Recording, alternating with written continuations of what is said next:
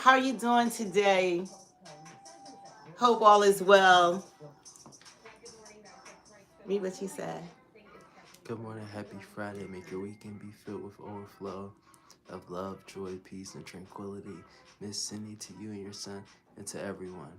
God bless God you. bless you. We love you so much. Yes, and And we to want you to as like get your well. email because we want to do restream and like bring you on. So we want to test that out. If you could send it my email, is my email wasn't it listed in the description?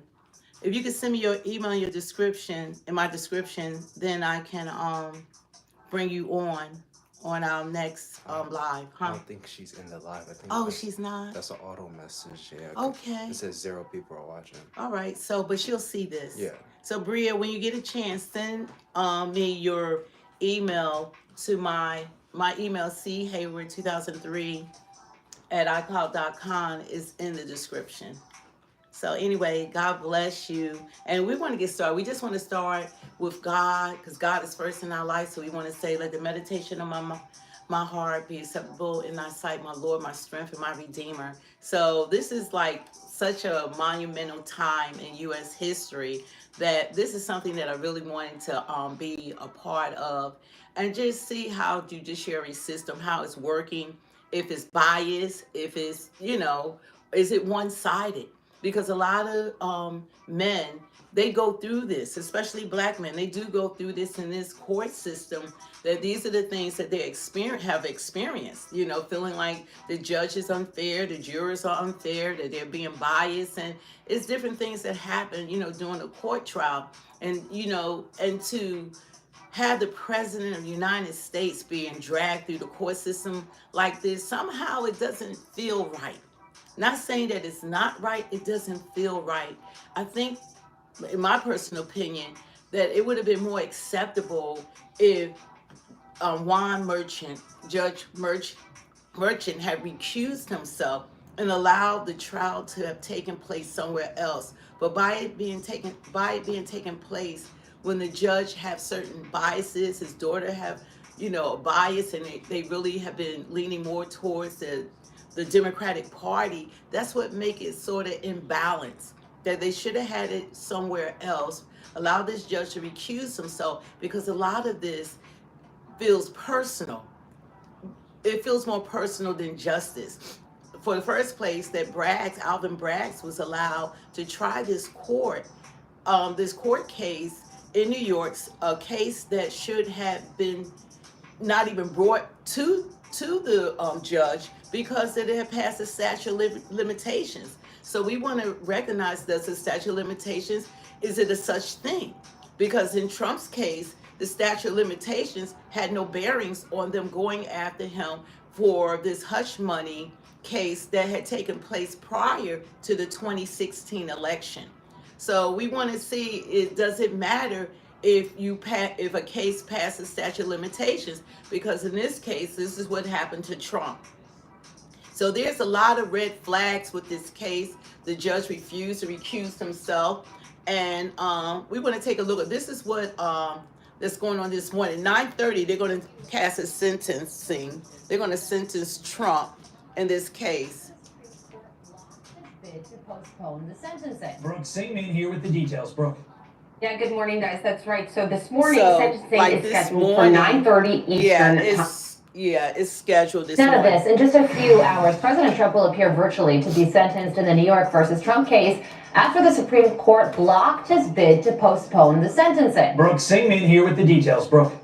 Yeah, good morning, guys. That's right. So this morning, sentencing is scheduled for 9:30 Eastern time for those 34 felony counts of falsifying business records. But Judge Juan Merchan has indicated he will not give Trump jail time, fines, or probation. The incoming president tried to stop this sentencing from moving forward, but the Supreme Court denied that request. I thought it was a fair decision, actually. So I'll do my little thing tomorrow. They can have fun with their political opponent. As you know, they acknowledge what the judge said about no penalty, and there's no penalty. But we're going to appeal anyway, just psychologically, because frankly, it's a disgrace. It's a judge that shouldn't have been on the case. He's a highly conflicted judge. Now, separately, in another case, a source close to Trump's legal team tells me that a new judge was assigned to the president-elect civil fraud case brought by New York Attorney General Letitia James, seemingly replacing Judge Arthur Engoron. But several hours after attorneys on the case received an email announcing that decision, they got another message saying Engoron was actually reassigned to the case. Trump has also appealed the $454 million judgment there. That appeal is pending before the New York Appeals Court. Guys. Raises a lot of questions. Brooke, thank you. We're going to try to answer some of those right now with criminal defense attorney Lexi Rigdon. Lexi, let's begin with the Supreme Court decision. Trump said he thought it was fair, but let's be realistic. What this means is the left gets what they want now. They get to call Donald Trump a convicted felon president. Did the Supreme Court get it right, in your opinion?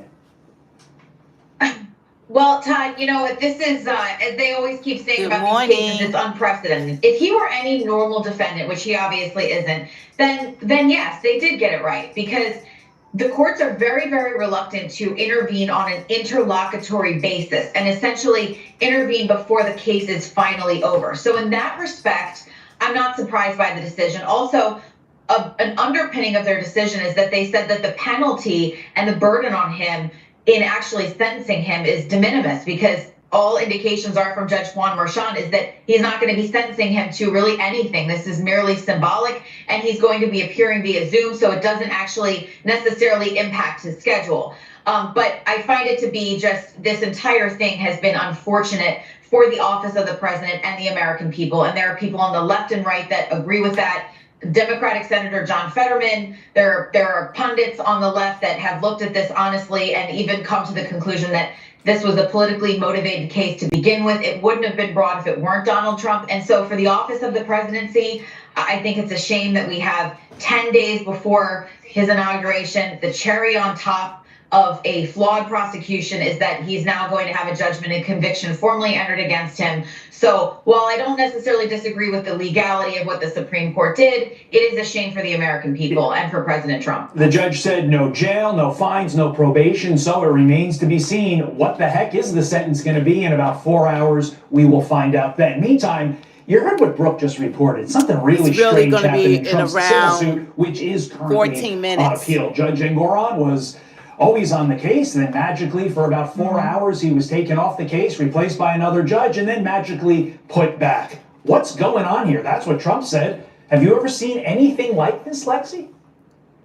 No, judges get shifted all the time. And sometimes, you know, if a judge is done with a case, you might have a completely different judge on a post-judgment basis in court. But so that's pretty common, and people get pretty upset when they say, well, wait a minute, why is the judge who actually heard my case gone? Although I think in this case, Donald Trump wouldn't be upset about that. However, I have not seen where they are shifted then back. It's like moving around chess pieces on a chessboard. That I have not seen, Todd. I have no explanation for that. Hopefully we'll find out more about what that's about. Was this a computer error? Was this just a scheduling snafu? Or is there something bigger here to answer Donald Trump's question, what the heck's going on here? We will see. Lexi Rigdon will be watching. Thank you very much. I'm Steve Ducey. It's a lot that's going on this morning. And this is the first time in history that a president of the United States is going to be charged as a felon, that going into the White House, they will be able to call him a felon. And for some reason, this was the goal. And, you know, I just feel like that a lot of this is peculiar. Like what I was saying prior to just that interview that they just did was, what happens? Is there a statute of limitations? And should that uphold in court? You know, why was the judge allowed to bypass the statute of limitations? Why were they allowed to trump up charges to make him a felon? You know, they said there wasn't any clear direction for the jury, you know, in order to even declare him a felon. So it's like a lot of questions that need to be answered. And when you look at the history of this particular judge, then you question is if there was a motivation.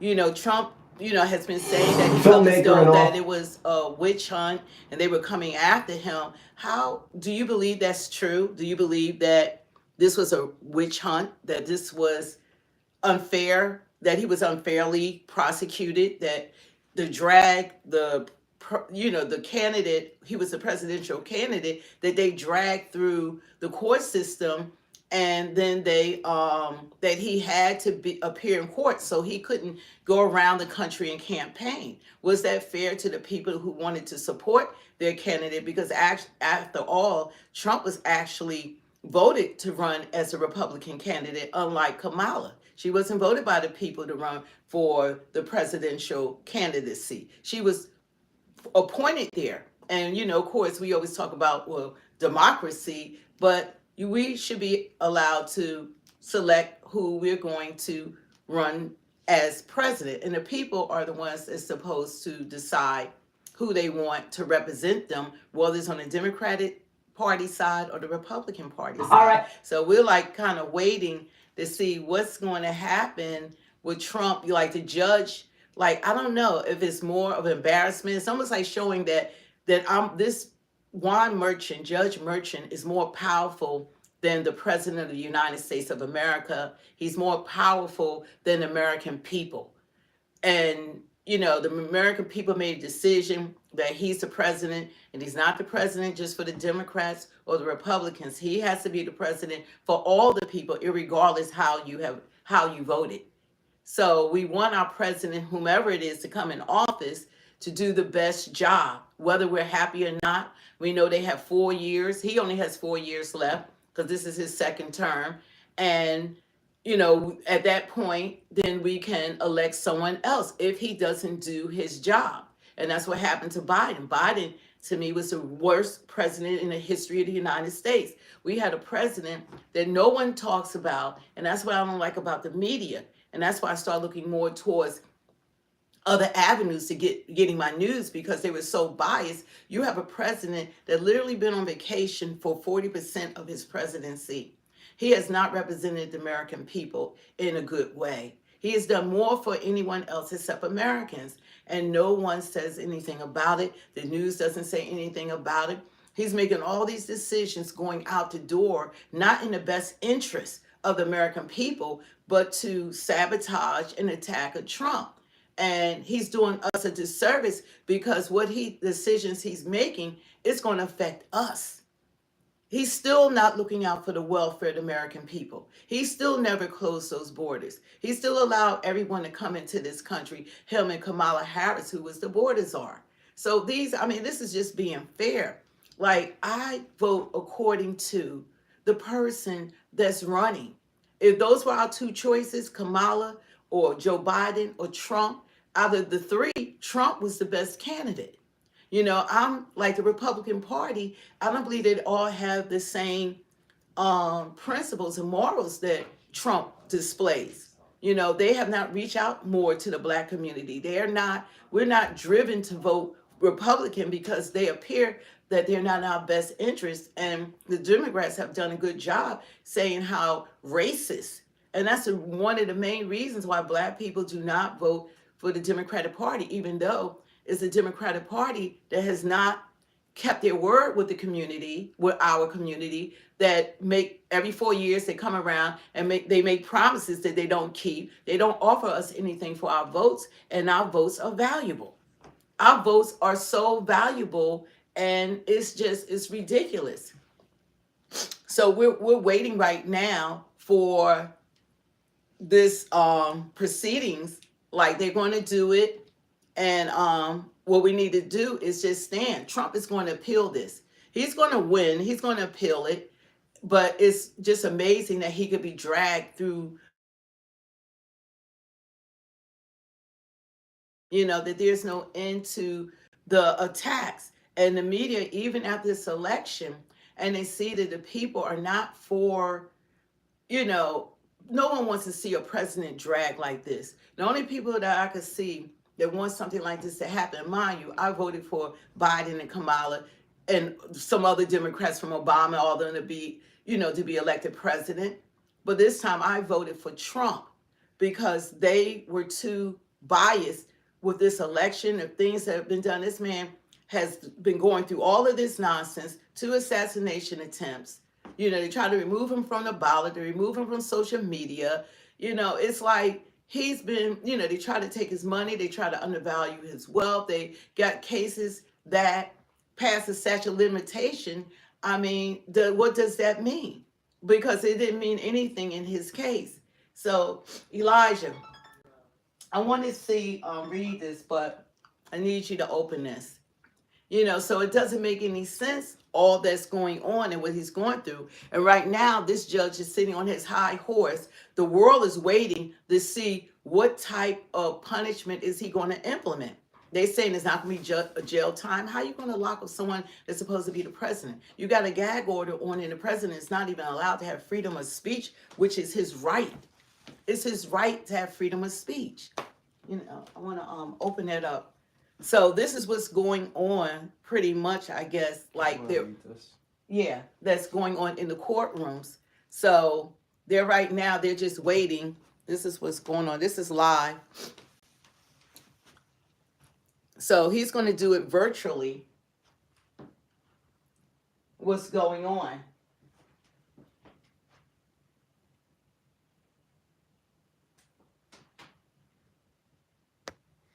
Kevin, you clearly voted for Kamala. You can just say that, bro. He keeps spamming that. Okay, so we need to. Can you get him off? Yeah. You did. Yeah, just let him only watch so he just could listen.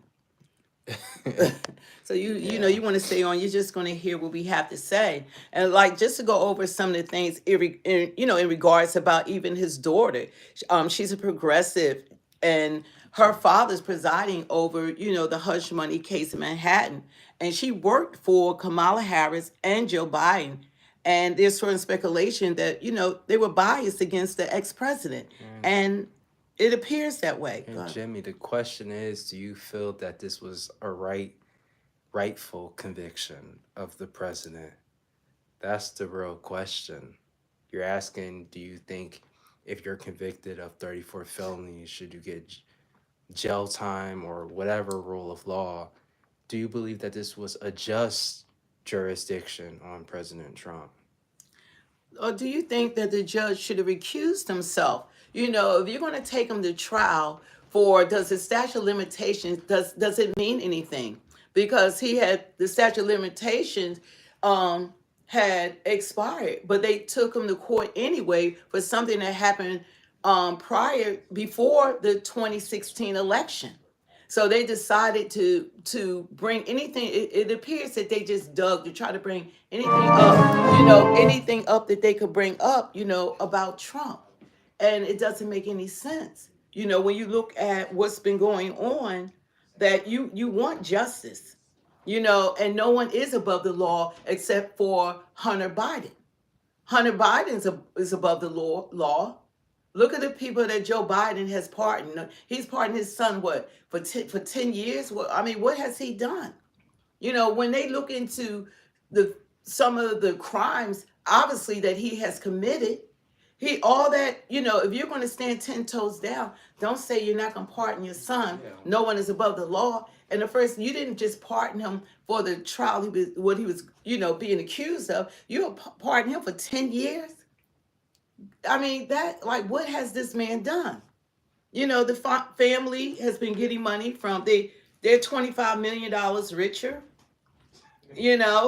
Trump is already money. See, that's why, the Koch brothers and different people who support Bill Gates and all of them, billionaires, because the Democratic Party is supported by billionaires and millionaires. Look at Oprah. Look at Beyonce. Look at Bill Gates. Look at Mark Cuban. These are all big. Look at all those stars that they paid to convince us to vote for a candidate that they had to be paid to support. If you believe in someone, they don't have to pay you $10 million to walk out onto stage holding another woman's hand. And for 4 minutes you get 10 million, or over $2.5 million because you get a softball town hall meeting. It doesn't make any sense. Al Sharpton, okay, they think he doesn't represent black people, and neither does Charlemagne, the fake supposed to be God. He's not.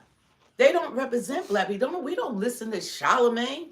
But every time I turn around, they got him on some freaking news program, like he's speaking for me, like he's speaking for us, and he's all knowing. He's not. He's not Dr. Martin Luther King. He's certainly not a Malcolm X. I don't know who they perceive him to be. But in our community, we don't look at him with rose-colored glasses that we believe that this is like you're saying you're speaking for us. You're saying how we believe, because we don't believe in what he's saying. Thank you, Brandy. Never I could go to that other one. What are you looking for? The other, Oh, okay. this one, because that one was about his daughter. So let's see if they're saying anything yet. They're still standing I'm outside still waiting. this rundown courthouse. You know, mind you, that the judge, and if you want to know something about the judge, it was ridiculous. He said the New Thank York you. State Commission Judicial Conduct has dismissed an ethics complaint against Justice Juan Merchant, who's overseeing a hush money criminal case against former U.S. President and President-elect Donald Trump. You know, so it's like Judge Merchant had donated to the Democratic Party. He donated, what was it? Wait, Go ahead. billionaires help this economy. They create jobs, they create products, they help this world function. Billionaires do that. And Trump, he's on a different level. He's helped the whole world just by helping America. That helps the whole world. So billionaires do a lot for everyday and average people. Everyone that supports the Democratic Party, Trump didn't pull out billionaires and millionaires. That was the Democratic Party. No, they were saying, Uh-huh. what does a billionaire do for you? Basically implying Trump, like, what does he do for you? What does a millionaire do for you? Joe Biden takes his salary. Trump is working for free. He doesn't take a salary. That says a lot about his character. It's not a paid job for him. This is something that he's doing because he cares about this country. And whether you want to admit it or not, It froze. this country was heading in the wrong direction. I don't know why it does that. It was heading in the wrong direction. And it's about to start. So I guess like they're going to be asking questions soon. But I was looking for something about Judge Juan Merchant. A complaint stemmed from a donation 2020, which according to the Federal Election Commission were for $35 to the Democratic group Act Blue, that included $15 embarked for Biden for president and $10 each to Progressive Turnout Project to stop Republicans. This is what Judge Merchant did. Dominic, then how much money is Trump doing this for? Like, please enlighten me. They're saying, did you say Trump does this for free? That's crazy. How is he getting paid? Look up the last, like, one thing that we can do. Google is a wonderful thing. You can Google anything. You can look up what salary did he take when he was his last presidential campaign. How much money did he take as president his last term? Is what I'm trying to say. How much money did he take? You can look it up. How much was Trump paid to be president in 2016 on? And one of the kind people on this chat keeps saying they're not for either party, but they're going against everything that has to do with Trump. Well, the thing about it is that you need to be both sides, because Trump is not perfect, and neither are the Democratic Party. All we hear is it's easy to find flaws with people. That's not hard. But why don't we talk about the flaws of this Democratic Party that's been in power for 12 of the last 16 years and the condition of this nation? How come we don't talk about what's going on with Biden? He's still the sitting president. Look at him going out the door. He tried to even sell the rest of the wall for pennies on the dollar. He's doing all he's 11 prisoners, and one had something to do with 9/11. I mean, look all the people, and ISIS. Look all the people he has pardoned. Look what's actually going on. Where was the money for people in North Carolina that when they lost everything? And now look at the people, the fires that are in California. You know, they should be front and center. They're not even there when things go down. They show up 2 weeks later, if they show up at all. See, just look at both sides. You cannot just look at one sided, because the media has that's why their ratings have plummeted. MSNBC, CNN, ABC, they had to pay Trump $16 million for a defamation lawsuit, and the things that they continually say about him that's untrue. And I haven't seen one person in this chat What? or even on Twitter that's like John Fetterman. How he's a Democrat, but he still is hoping the best from Trump's presidency. Well, he's the only one. John Fetterman is a Pennsylvania congressman. I know all about John Fetterman. I don't know if I had the opportunity of meeting him, but I have receipts with Josh Shapiro, President Biden, all these different Bernie Sanders. Said Trump. Trump. I said I put on my Trump shirt, but I put this one on. But God is good, and God still had his hands on him in spite of. God said what people meant for evil, God will make it into a good. So all the evil, Trump, they are just saying my Trump. I should run and get my Trump shirt. Yeah, my video, I don't know if I'm going to probably link it up if those who haven't seen it, that I do have a viral video with me saying Trump. This was like a while ago. And, I'm saying it 10 toes down. Trump. They all saying it. God is good. Hey. But it's like this is what's going on right now. We want a media that's not one-sided. Call both sides out so that we can be informed and we can make informed decisions. That's what the media is supposed to be. They're not supposed to have skin in the game. You want to reply to this? What did they say? Richard said, please name one policy or bill that Republicans have did for black people. Name me one that, okay. We if you've been on here, we have addressed this over and over again. But the whole point of it is that the Democrats have been in power for 12 of the last 16 What years. did Obama do? So tell us, what have the Democrats, what bills have they done that, I can tell you the ones that they promised to do for us that we haven't gotten and still haven't gotten for our votes. They tell us the same song and dance, but this election, they didn't even focus on doing anything for black people. They thought just put Megan Thee Stallion out there to shake her behind, or get Usher or Eminem or Cardi B or Beyonce. Put these people on stage and they just entertain us for something that's so valuable. Your vote is valuable and it can change things. And that's what black people have to get away from, even belonging to a certain party. It's about who's looking out for our best interests. We have the second, probably highest voting block in this country, and we don't exercise our voting rights like we should.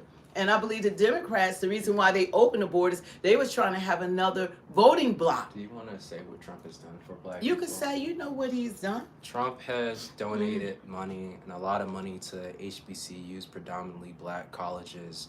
Trump has gotten black people out of jail who was there for minor offenses. Trump has been someone who's been helping the black community and supporting the black community more than probably any president that's ever been, even more than Obama, who Obama did nothing for black people. And the thing about it is, like, this is one time I'm glad that people of different races, we all stood together as one. All the stuff that was going on that, the American people saw through the media, its biases, and what was going on, and we recognize attacks, even though it's going on today. So we're quite aware of, as American citizens, what's been going on. Trump didn't just win because of white votes, black votes, Asian votes, Native American votes, Indian votes, Jewish votes, Italian votes. He voted because we were all Americans. All that group that I just named, Americans voted for Trump. And that's why he won all the swing states. And that's why he even won the popular vote. That hasn't been done in, 30 years or however many years that a Republican candidate. And this is the person right now that we're waiting for this judge decision, because obviously he's above the president of the United States and he's above the American people. I mean, this is such a disrespect, and it's offensive to take him. They didn't have anything to charge him with. So you're going to go to a case that passed the statute of limitations. And then you're going to try him on that. And then you're going to trump up charges that was no clear direction to the jurors of how to even convict him, they didn't care. They just wanted them to make him a felon. The whole idea. So Judge Merchant, he's going to be in history because he has what he has done to the president of the former president of the United States and the president-elect.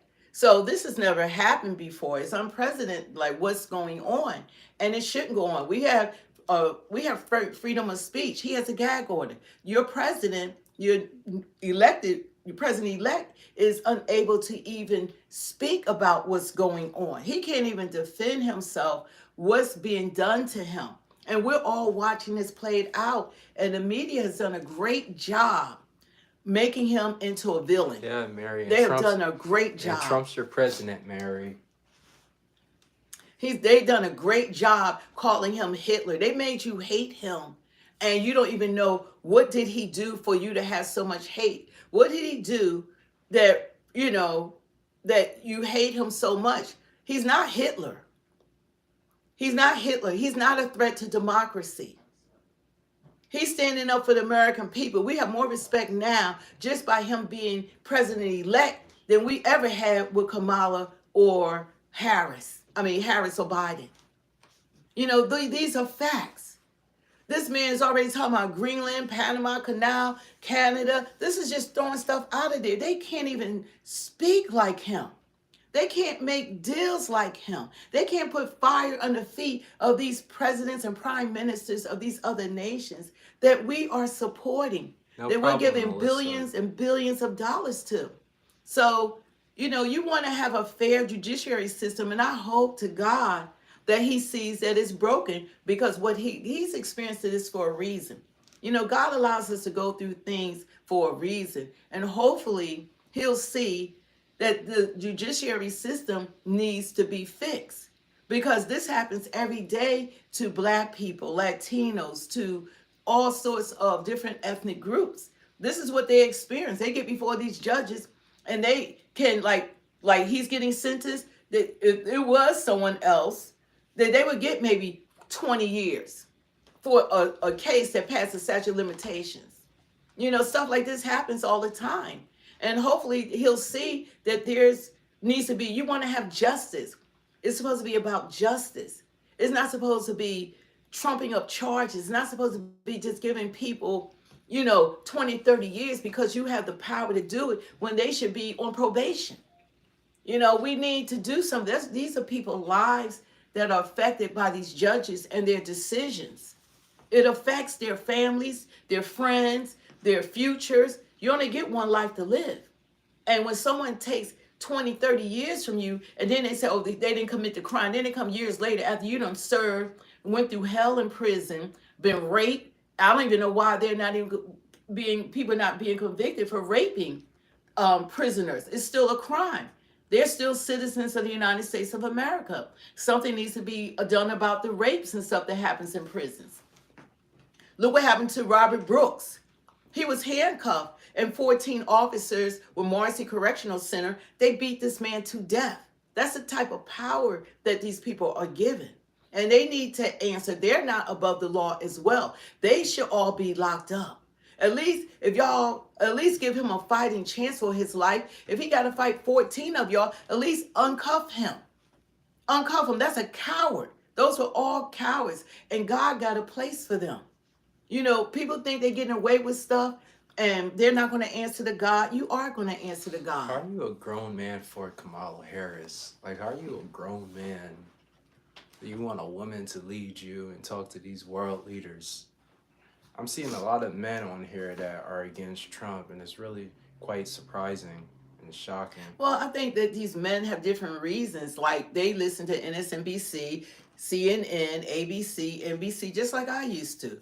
All of these, I used to love listening to Joe and Morning Joe and Rachel Maddow and all of, Joy Reid's and all of them. I am not complaining. I am more than happy that Trump's president again.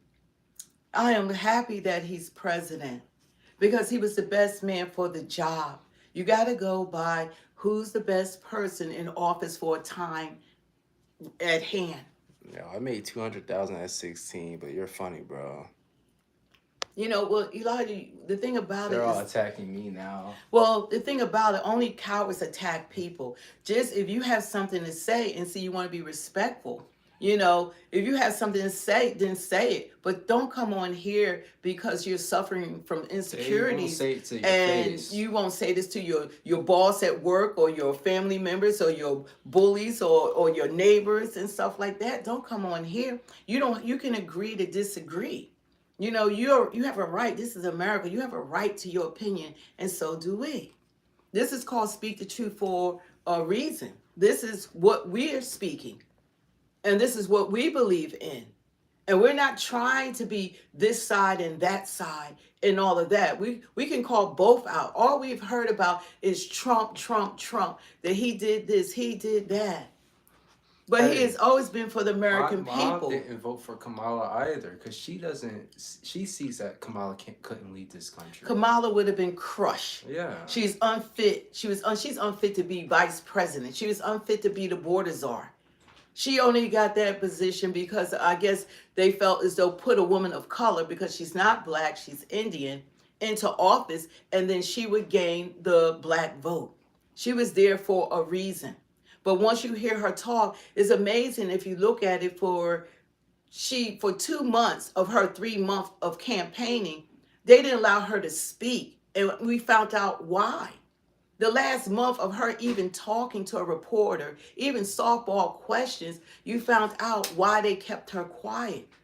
I mean, if you can't speak to the softball media, people that's on your side, you certainly couldn't talk to Fox.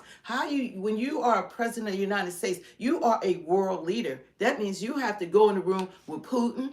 You have to go in the room with President Xi of China, President You had to go in the room with the big boys, the big dogs, without a teleprompter. Yeah, because And she's unable to speak without a teleprompter, and she's unable to lead. She's not a leader. yeah, because someone said, "Look at you standing next to your mom, saying you wouldn't vote for Kamala, a woman, to be president." I wouldn't vote for Kamala being president. I did not. You couldn't pay. Well, I voted the last time because I was, I was indoctrinated into the plantation way of thinking and only listening, thinking that the NSNBCs and the CNN, they were the gospel. And they were, I thought they were unbiased. I thought that I believed all the things that they were saying about Trump, just as probably a lot of you have. And I would vote for Tulsi. Any day I would vote for Tulsi to be president. Yeah, and I respect Robert Kennedy, and Yeah. I respect Tulsi. I respect that they could see. I respect John Fetterman. I respect these leaders that he can look. John Fetterman, you could look him up. I mean, he's a Democratic congressman. I mean, you have people that can see. Come on, y'all. Look at the country. The country has spoken. So we're waiting to hear what this judge has decided the fate of the President-elect Trump's, future. What type of sentence is he receiving from this judge? And the thing about it is that he's supposed to sit there and listen to this man like he's talking to a child. And this is what people go through. And this is the president of the United States of America. And I don't think it sends a great message to the rest of the world that we would treat our president like this. You don't see any other president going through what they're going through here in the United States. And we're supposed to be, the leaders of the free world. Scott, you need to find God, bro. You're going to have trolls. You're going to have people that's coming on. They don't know how to express their point of views. We're not going to argue with you. God has to open up your eyes and your ears to hear. If you're on here, you see what the name of the show is called, Speak the Truth. I miss truth, so you're going to get it. We're not going to sugarcoat it. We're not going to sidetrack. We're going to stand on what we believe in. And I really do believe to have drag Trump the way that they have is the reason why he's president. Is this an Ultima? What? What's this light called? I don't know. Why? They said something about the light? They said that something's overheating. That's why. Let me look on my light. I don't see anything overheating on the laptop. Unless that was I don't know. It's not a metaphor for something. Could have been a metaphor. Hey, maybe that's that aura I have over me. But it's not on the outside. We do have a light that's on it, but it shouldn't be that. I don't see it coming up on the screen. So, but we know we just want to stand on business. And like a lot of people, how are you going to lock up the president of the United States? Like people say, lock him up, lock him up. Then where would the country be at if you lock up the president? He was voted by the people. He won the election. Everybody had the right to cast their votes. And the votes were cast in his favor. And he didn't just win by a little bit. He actually won all swing states. He actually won the popular vote. My mom has a BMW, but thank you very much. You know, we believe in justice. And don't forget to hit the like, share, and subscribe and that notification bell. We appreciate you guys coming on. We're waiting to hear the verdict along with you guys. Like, what is this, you know, what is he going to decide?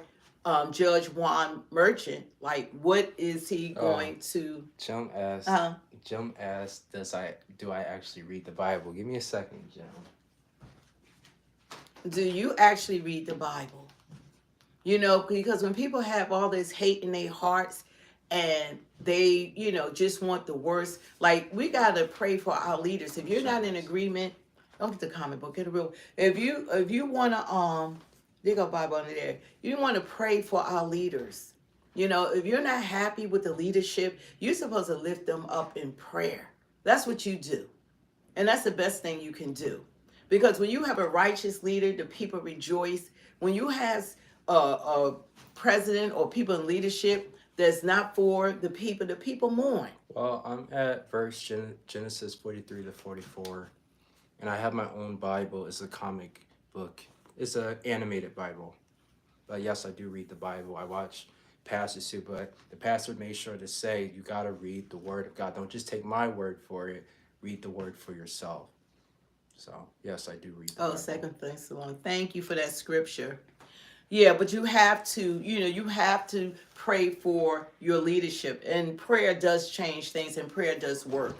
You know, and if God didn't want Trump in office, then it wouldn't happen. But once Kamala mocked God, I knew that was confirmation that Trump was going to become president of the United States. If God didn't want Trump in office, that bullet would have took him out. It would have taken him out. He would have allowed the enemy to have his way, because what that young man did in Butler, PA was evil, and it was wicked. Changed everything. That was wicked. Yeah. And they, you know, whatever, it appears that this was, I don't know. They haven't even given us information in regards to this young man.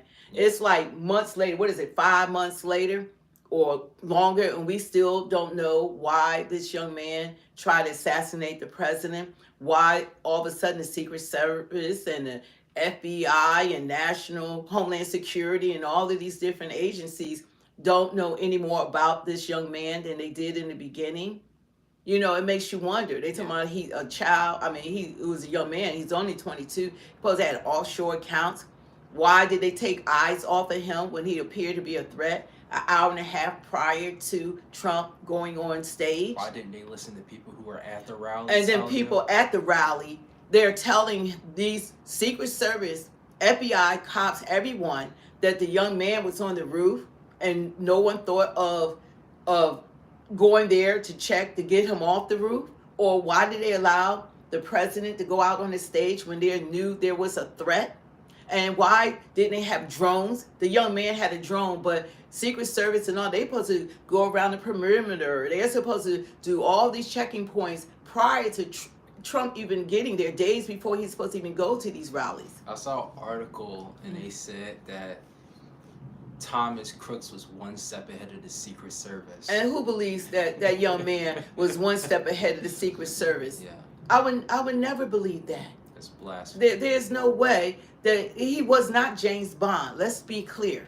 He wasn't James Bond. He wasn't Tom Cruise in Mission Impossible.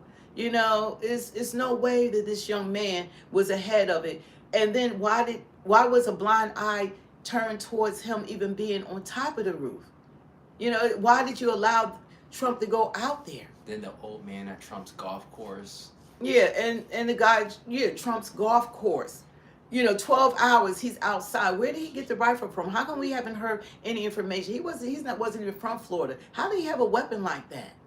And no one checked around the perimeter of the golf course and all of that. It's kind of strange. So we need answers to that, and hopefully when he gets into office, which he will, we're going to get a lot more answers to what happened, because whatever went on, people are going to try to clean it up, but the truth is going to manifest.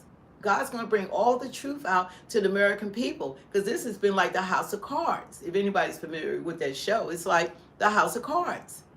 What has been going on. No, you could look this up yourself. This isn't just our narrative. You could look all this up yourself. What did they say? They're saying anything to fit a narrative. Crazy.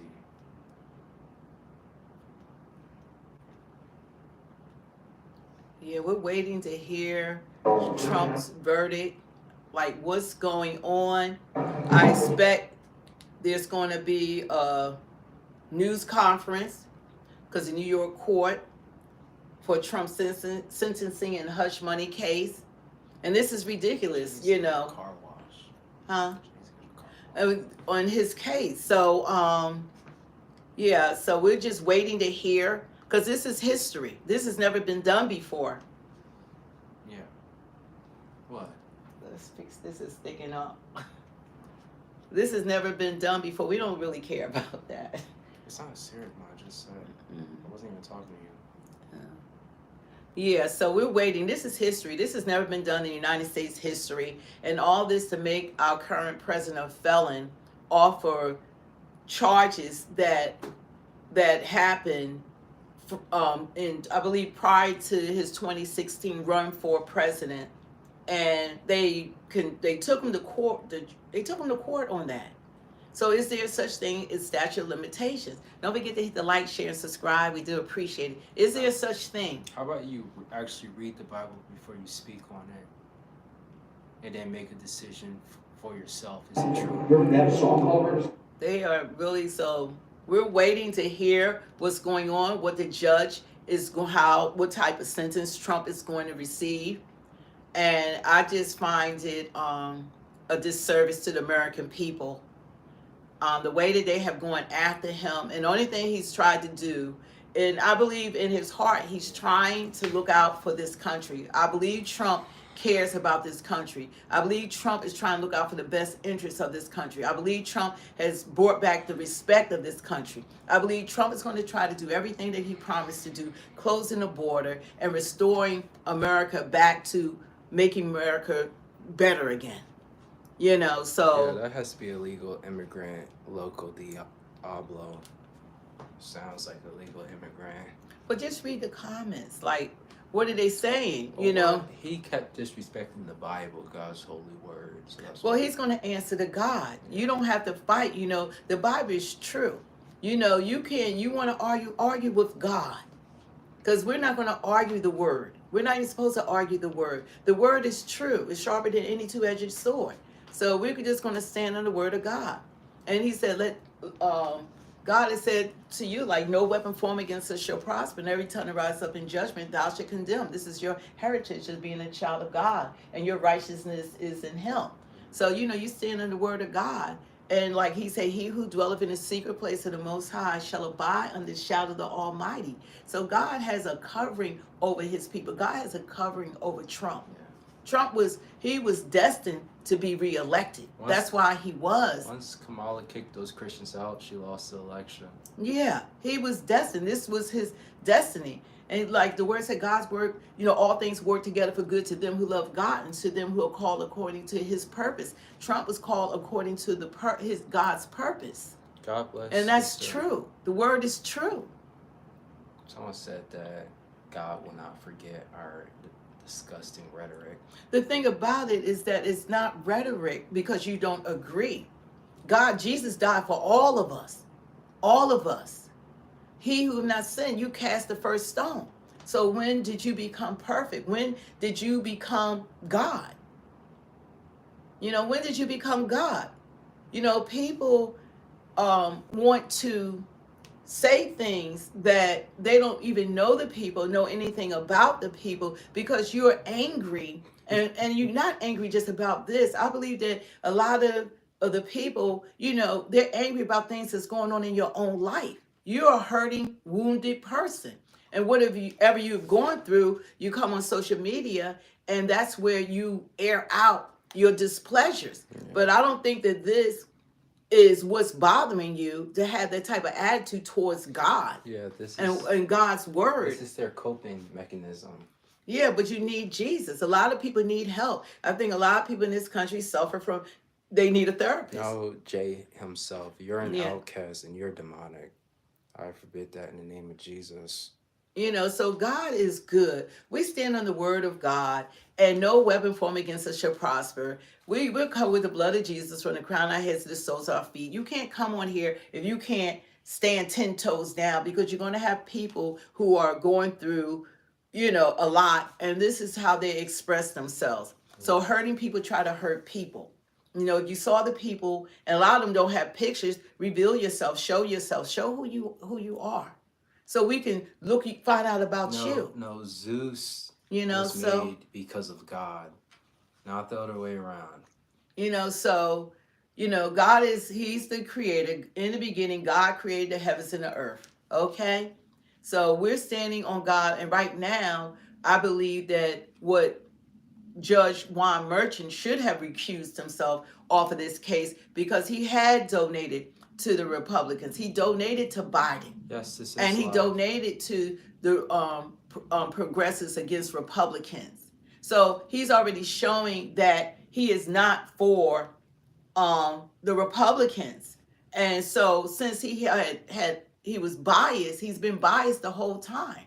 If he had never donated, and if his daughter had not worked for Kamala and Biden, in their 2020 election and moving forward, then it would be we would feel differently. If the court case was not held in New York, that would be, I think, more fair for Trump. But when you got Alvin Bragg, and you got this Judge Juan Merchant, that they said that he was actually working in Washington, and then he went down to this lower court, and he was sent down there to try Trump. I mean, that those are questions that need to be answered. And to the people that are watching that are Republicans, we would love to see your comments and what you think about what's going on. Seeing a lot of Democrats in the comments. We'd love to see some Republicans. So this is what's going on now. So we're waiting to hear. This is live from the courtroom right now. What's going on? We're just waiting to hear something from them. Please stop watching. It looked like that door. Is any more of our monitors on here? I don't think so. Okay, he's done talking. You have a gentleman sitting right there who's with the Department of Justice. You got them to move on it. They called it lawfare. I'd just like to explain I was treated. God bless. Happy Friday. Woo God woo. bless you. Happy Friday. Good Friday. God bless. God is good. Hey, Michael. And all the time, God is good. Trump, Trump, Trump.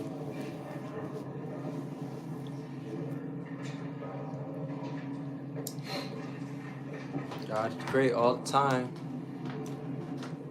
Alright, you could turn this. He's not out yet. Yeah, I just want to show what was going on.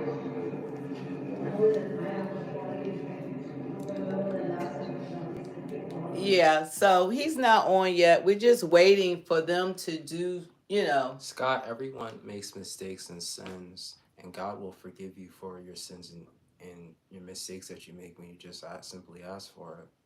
No one's perfect.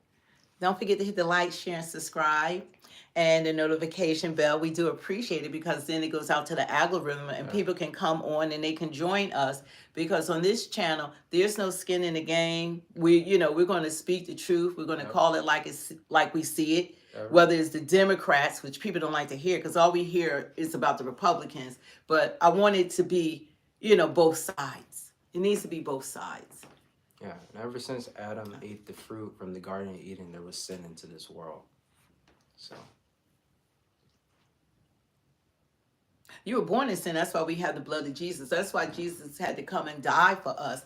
And you know what the word says, that for God so loved the world that he gave his only begotten son, that whosoever shall believe in him shall not perish, but have everlasting life. So God, that's how much God loves all of us. No, I mean this. I meant to say Adam because it wasn't when Eve ate the fruit. It's when Adam ate the fruit, everything changed. Right, Mom? Yeah. Yeah. She just she had influence over Adam. Yeah, and we want to send out prayers to California. Yeah. I mean, it's just unimaginable what they're going through. You imagine that your house is burning and they're coming and telling you that there's no water. There's no water to help you. They can't even put the flames out because your government, your governor, Gavin Newsom, and your mayor, Abbas, that they did nothing to make sure that when these events happen, that they'll be able to extinguish the fires, that people, they say right now it's like $50 billion worth of damage. These people have lost everything. And I heard that and the lives that have been lost. Yeah. So we pray in the mighty name of Jesus for the families, what they're going through. You imagine a loss like that. You have a house and a home one day, your family members there, and then the next day, because of the government, that they're gone, and everything you've ever worked for in your life is gone. And I heard that she refused to take more budget for fires. Yeah, they instead of, making sure that the people would be protected, that's why it's burning down. And that's the leadership there. And they need to, Gavin Newsom and Mayor Bass, they need to resign. Because what they did to those people, and they said it cost so much to rebuild in California that a lot of those people will never rebuild there. And so their economy is going to take a hit on that, because those billionaires and millionaires that live there paying those taxes, that's how they support the government. No, you're in a cult because you don't even know that you're in a cult. So we not entertaining all of that. We really don't care about that, because that when people just throw words out, it doesn't matter. But they're here to listen. They want to listen. So maybe you'll be enlightened. Maybe the blood of Jesus, will cover you, and God will enlighten you and wake you up. This channel is hopefully people get delivered, people get saved. No, I don't believe in climate change. So we're not entertaining. There's two branches. We dispersed power because we feared the concentration of power. Having said that, again, go back to the Nixon administration, go back to the Watergate tapes cases, go back to another case where President Nixon was essentially sued for wrongful termination. And you'll see the Supreme Court saying over and over again, it's something about the president. We need to protect him, because we do need to protect the president. Irregardless who's in office, you need to protect the president. We can't have him distracted. We can't have his ability to do his job. That's right. So that's ultimately where I would come down on this. The constitutional question. You're welcome. We're glad that you're joining us. And the judge, and we do support. We support the It is the legal protection vets here to the office of the President of the United States that are extraordinary, not the occupant of the office. So break that. It's essentially what Judge Merchan is saying is sort of what you just broke down for us. This is something that you hear from lawyers and judges a lot, which is when it comes to protecting the president, it is not protecting Barack Obama or Joe Biden or Donald Trump. It is protecting whoever is in the Oval Office because they serve us. And it's in part why there's this division between the Office of Legal Counsel and a president's personal attorneys, for instance, where you see Judge Merchan saying and having to acknowledge that he is looking at a defendant who is about to, again, be head of the executive branch. He's looking at a defendant who will enjoy many protections that, Vlad, you and I do not, by virtue of that fact. And so he's saying clearly, this isn't about protecting a private individual. It's about protecting that office. And it is a clear and I think important statement from the judge. So Jessica, just stand by. We're going to continue our discussion, but we expect a CBS News special report will take place because the judge has just wrapped up, Jessica. And so I may end up cutting you off, or I may end up cutting myself off once that special report comes to air. But again, it does seem, and I think this is an interesting point that you're making and the judge is reinforcing, which is that I think when people talk about what has happened to the president-elect, they always reference it in terms of the man, the individual. Well, President-elect Donald Trump got away with it, or he is not being held accountable for his actions. And in this case, and in the way that you've described it, and what the judge appears to be also suggesting is you have to distance the office of the presidency from the individual. Well, that's right. And I mean, this is a situation where I was just struck by the fact that if you listen to the prosecution and then listen to the defense and the very different narratives that they tell about this case, that's essentially how we see a lot of things in America in 2025 now. Yeah. And I understand we're going to special report. We are, Jessica. Thank you very, very much for your time as always. As we just indicated, the judge has ruled unconditional discharge for President-elect in New York. Stand by for CBS News special report. Okay. That's going to be in like 3 seconds.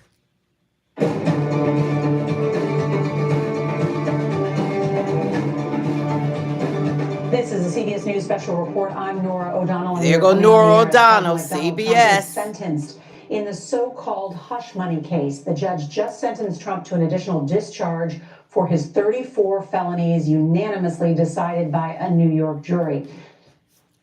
That was a bunch of malarkey. To be clear, Trump spoke virtually from his Mar-a-Lago resort, saying, quote, "This has been a very terrible experience. Yes, it has been a tremendous setback for New York and the New York court system." He later added, "The fact is, I'm totally innocent. I did nothing wrong." Now, just as a reminder, the president-elect was convicted in May of last year on charges related to payments to adult film actress Stormy Daniels. That was all up in the lead up to the 2016 election.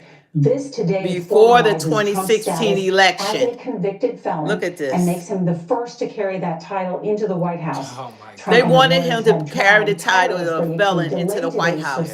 Taking their appeal all the way to the Supreme Court. Then we heard from the Supreme Court last night, and they ruled in a 5-4 decision that the sentencing could take place today, including 2 of the conservative justices siding with 3 in the liberal wing of the Supreme Court. I want to bring in our congressional correspondent, Scott McFarland. And Scott, what you meant, the things people mean for bad for someone else can happen to them. Wrapped up. That's the final chapter in this story. What the judge says in explaining the unconditional discharge is that a prison sentence or a further sentence would serve no practical purpose. It wouldn't do any good. That's the type of thing, Nora, we'd see when there's a major health concern for a defendant or a geriatric defendant, somebody who couldn't be. Okay, now you're trying to say he's so old. Look at this. So they still trying to slap him. Oh, MSNBC and CNN, they're going to have a field day on this. Strongly defending himself. He did strongly defend himself, Nora, but we see from the president-elect defiance at this moment and disregard for the criminal conviction. He will continue. He is so happy He's unhappy with the Supreme Court, but there is a sense, based on my reporting inside Trump's inner circle, that this conviction and this unconditional sentencing will not be a burden on his presidency once he takes office. It is a burden.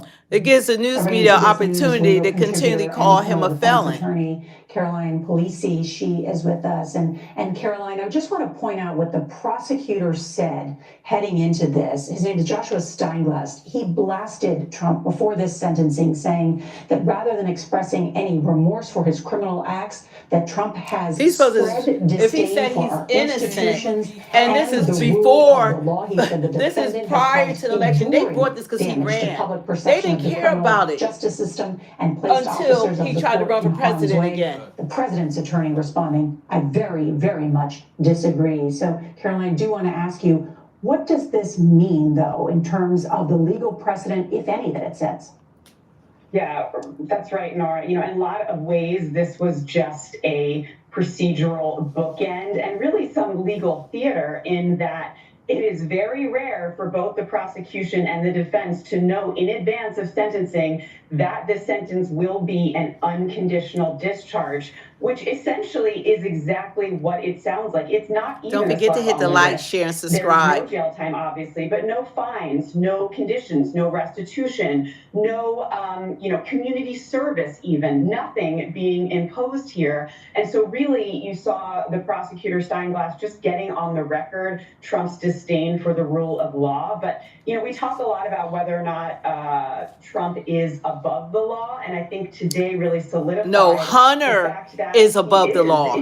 Hunter is above the law. Hunter is above the law. Well, everybody's fine with that. Hunter is above the law. He's a felon. That there would be Hunter is above the law, right, Biden? After he was elected, all of a sudden, this is what is happening, and so. As noted, this case is Hunter, and father pardoned him. He was pardoned by his father. Caroline, I have to ask you, because Judge Merchan, in issuing that unconditional discharge, said he does that because he has to do it without encroaching on the highest post in the land. His father's president, his father stood on business, said that no one was above the law, that he would not pardon his son, who was a felon, and he did. That's the point about Hunter. Yeah, look, it's so Hunter was above the law. He should have went to jail. This was a win for the Manhattan DA's office, but in a lot of senses, it was a Pyrrhic victory. Look, one hallmark of the criminal justice system is because this is CBS. They're biased. This is why they've lost their viewerships.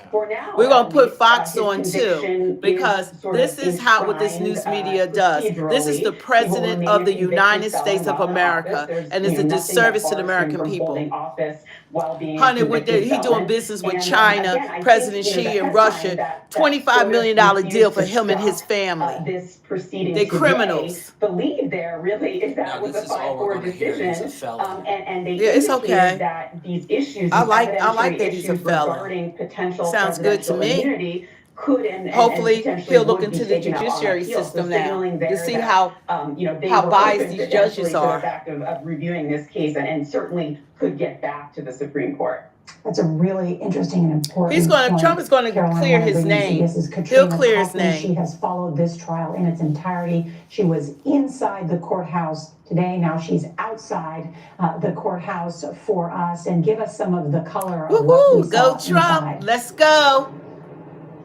Nora, Say, get thee behind me. It was such a unique experience in there because the courtroom was filled with all of the familiar faces of the court reporters, of the sketch To artists. do this to the president of the United Trump States, and we and got, his attorney, but they Bob wouldn't take Blanche, Biden to court or presented any of on the this. screen to us. One of Creepy his attorneys, Biden, Neil Bolte, unbelievable. Was in the courtroom, but this was an allowance that they made for Donald Trump, also to lessen the burden President of the elect sentencing on Trump. him. It played a role in the Supreme Court, even allowing this to move forward. It was also remarkable to hear Trump speak on his own behalf, but in such a different way than you would normally hear a defendant speak at his own criminal trial. He has a gag order. He has a gag order. Explain their actions. He has a gag Trump order. sat there and really He doesn't have defended freedom of himself, speech. Continued to proclaim his innocence. Yeah, he already and the sued injustice ABC. of this He gonna come trial. for them too. And ABC had to pay Katrina $16 Kaufman, million. Thank you, and Robert Costa. He This needs to is still sue a them. Yeah. Truly unprecedented. Yes. Historic. Historic. Look at y'all. Look at y'all. Look at It's going to him. be inaugurated just 10 days from now. Historic. That's why we're This is watching. It's courtroom today. historic. So while this procedure today can seem like a bit of a whimper, not a bang, legally speaking, historically, it is so notable. Just think, Nora, months ago, I was speaking with you. I was at the courtroom when then former President Trump was sentenced in New York in late May. He was at his political unprecedented, bottom. like she He said. looked It's like he like, was not going to win the this is presidency. not how you People treat a inside the president of the Republican United Party States of said we now have a America. convict who's going to be our nominee at the convention. It looked bleaker than ever for Trump. Now here we are in January 2025. Scott has done such great work on the January 6th investigations at the federal level. That has fallen away. for the most part, not moving forward with prosecution. Same when it comes to classified It's like records. America And Trump, doesn't want to be instead of helped. losing the election in It's the wake of a like conviction, is America now the wants to president-elect of the continue to United States, plummet has into the declared he has a ground. mandate The way and this has Republican administration, what they majorities have done on is Capitol just, Hill. Such a turnaround hi, in American how history you doing? in less than a It's year. like America doesn't want to be restored. It's like half of America want it to End of the day today, we continue to could get the fall. final report of what Special Counsel Jack Smith found in his investigation of efforts to overturn the 2020 elections. An appeals court in Atlanta could free up the Attorney General to release that today. Many people have been interested in reading what Jack Smith found, perhaps more than what he put in his charging documents. And Nora, one footnote. The defense attorney for Donald Trump today in that virtual hearing was Todd Blanche. That is going to be Donald Trump's nominee to be the #2 official at the Justice Department beginning this year. And that is a very crucial post at the Attorney General's office. Okay, in the that's Justice pretty much Department. like channel CBS News. I want to hear what Fox News has to say. You know, you want to hear both sides. They still don't have anything right there. What do they have to say about what has happened to, yeah, I knew, see, they jumped on, like what do they have to say about what's going on? So I really want to hear the other side, because like they're grinning and smiling. This was a disservice to the American people. I believe that this wasn't a win-win. We want our president to be respected. We want our president to be admired by the rest of the world. And when you show that our own government can do this to our president, how is the rest of the world supposed to respect our president when we don't? Y'all need to really look at that. Why would we expect the rest of the world to respect our president if we don't respect our president? This is truly disgusting, but it's not unbelievable. Like They still don't have it on. You can kind of tell how they are with Trump versus these other candidates and these other politicians. So it's not surprising. So yes, I am shocked and I'm disturbed by this, but I could almost expect for this to happen. Like, and then them to say he's guilty for everything too.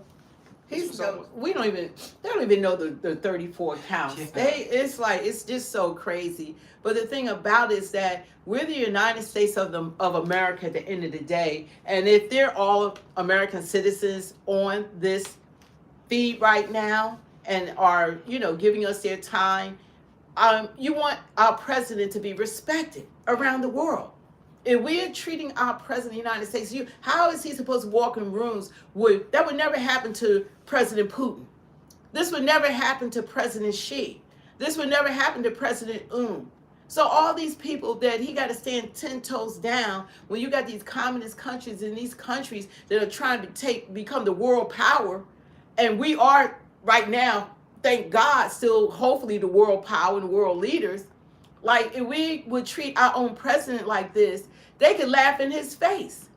They could say, look at how your people treat you. I mean, they think American people are stupid. Because even Putin respects Trump. Yeah. He didn't want him to be president. He'd rather put Kamala because they could crush her. But even he respects that he handles things like a man. But like you said, I really hope this has Trump look into the court system. The court system. Anytime there's supposed to be statute of limitations, how were they above the law to take them to trial for something that passed the statute of limitations? If there are any lawyers, please explain that to us. Or that's on this feed.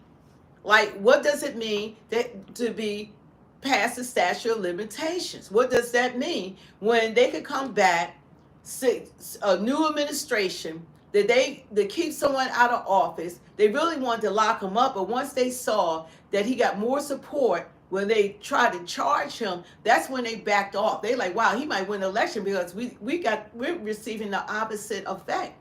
We wanted everybody to be calling him a felon and all these things, but people donated more to his campaign than ever when people start seeing how he was being attacked. How you going to handcuff the other party's candidate from campaigning? That's what they did. That's what they did to him.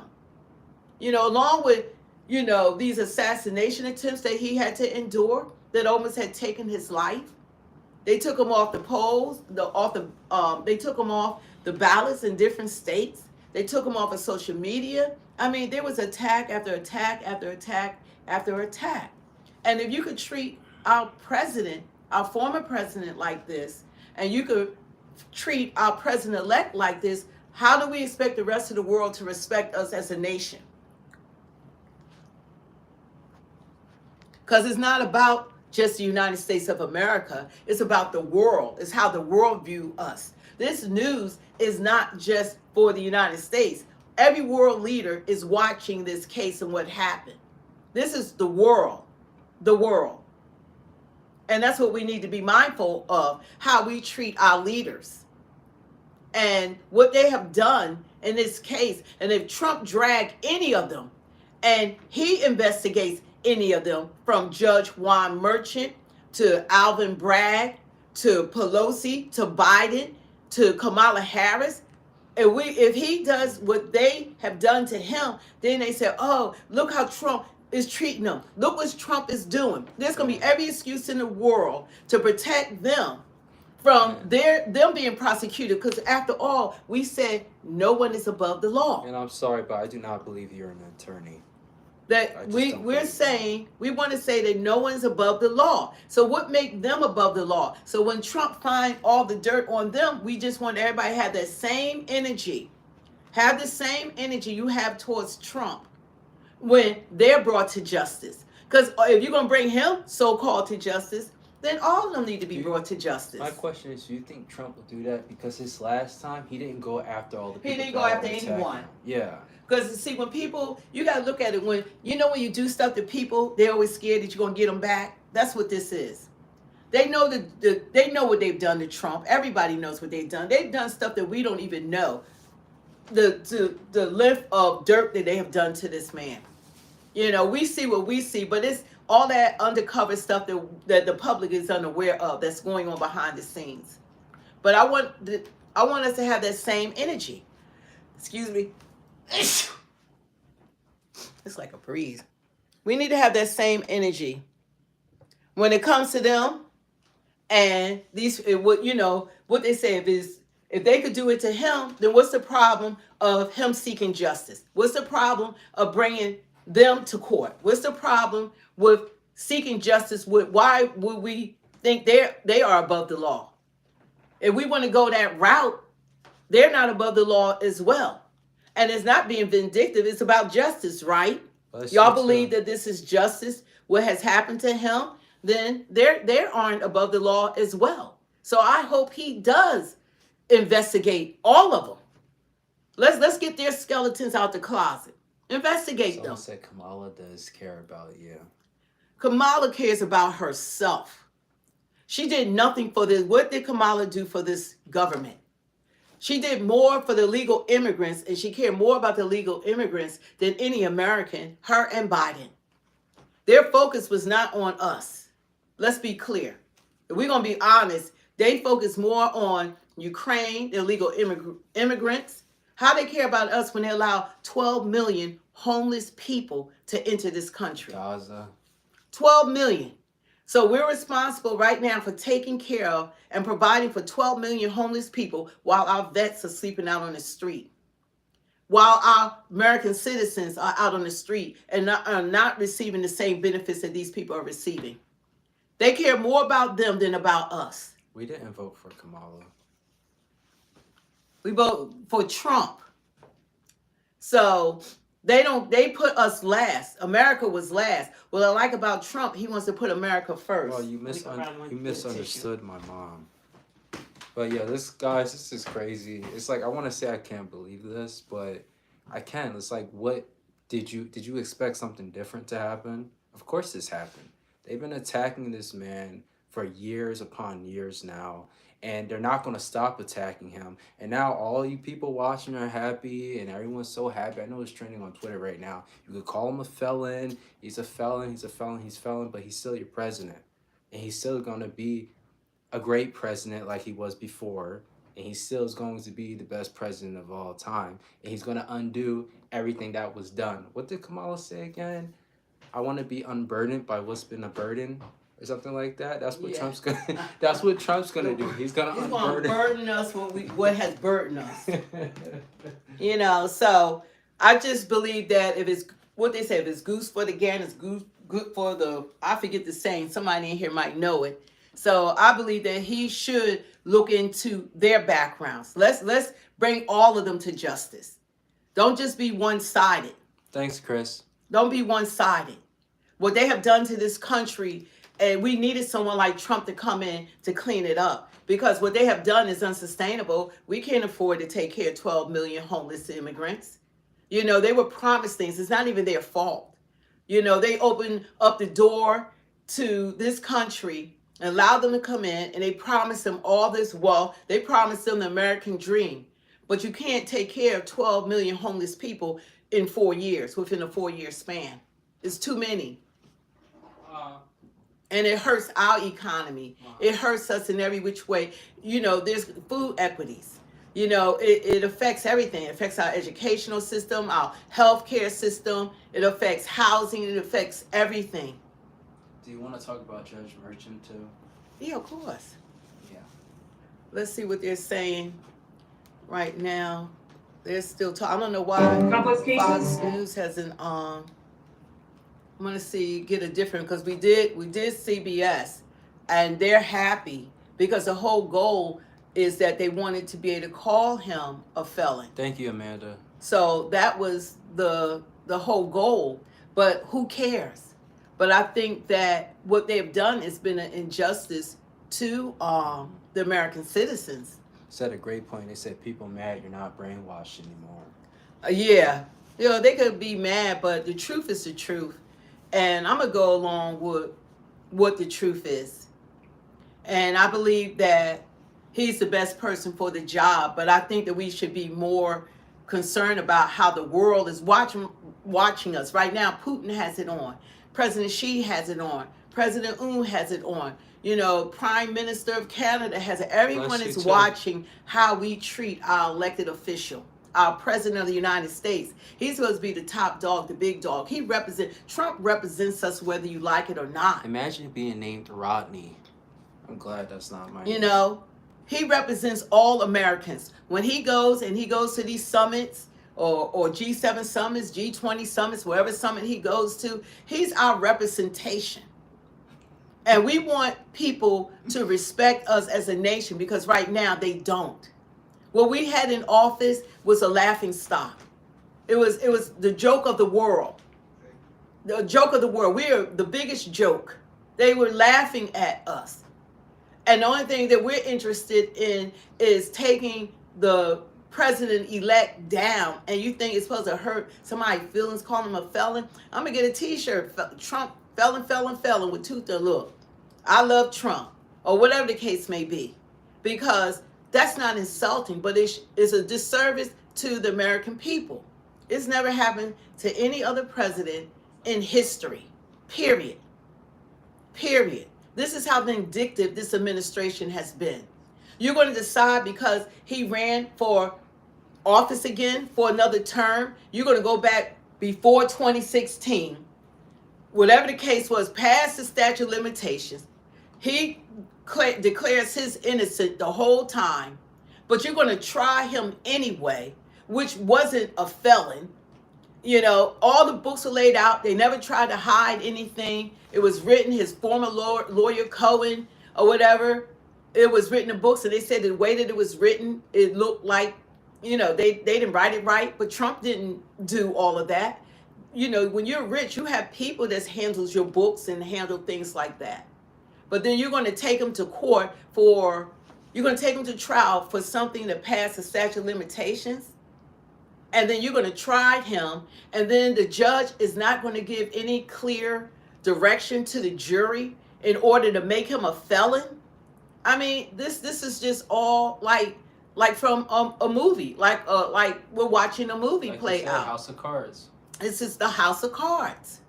And all this is going in front of the American people. And no matter how biased you are, and the media is so influential that they were able to make people hate someone for trying to help the nation. People hate him because they say he's Hitler. There's nothing in common with Trump and Hitler. Let's just start with that. That's so offensive. That's so offensive. That's why ABC got sued. That's why they got paid $16 million.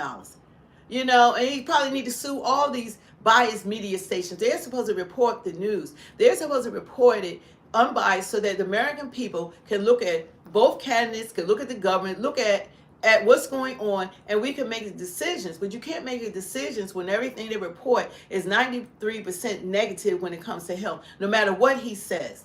Every word he says, they hang on every word. Everything he does, they hang on it, and they make it into, they make it controversial.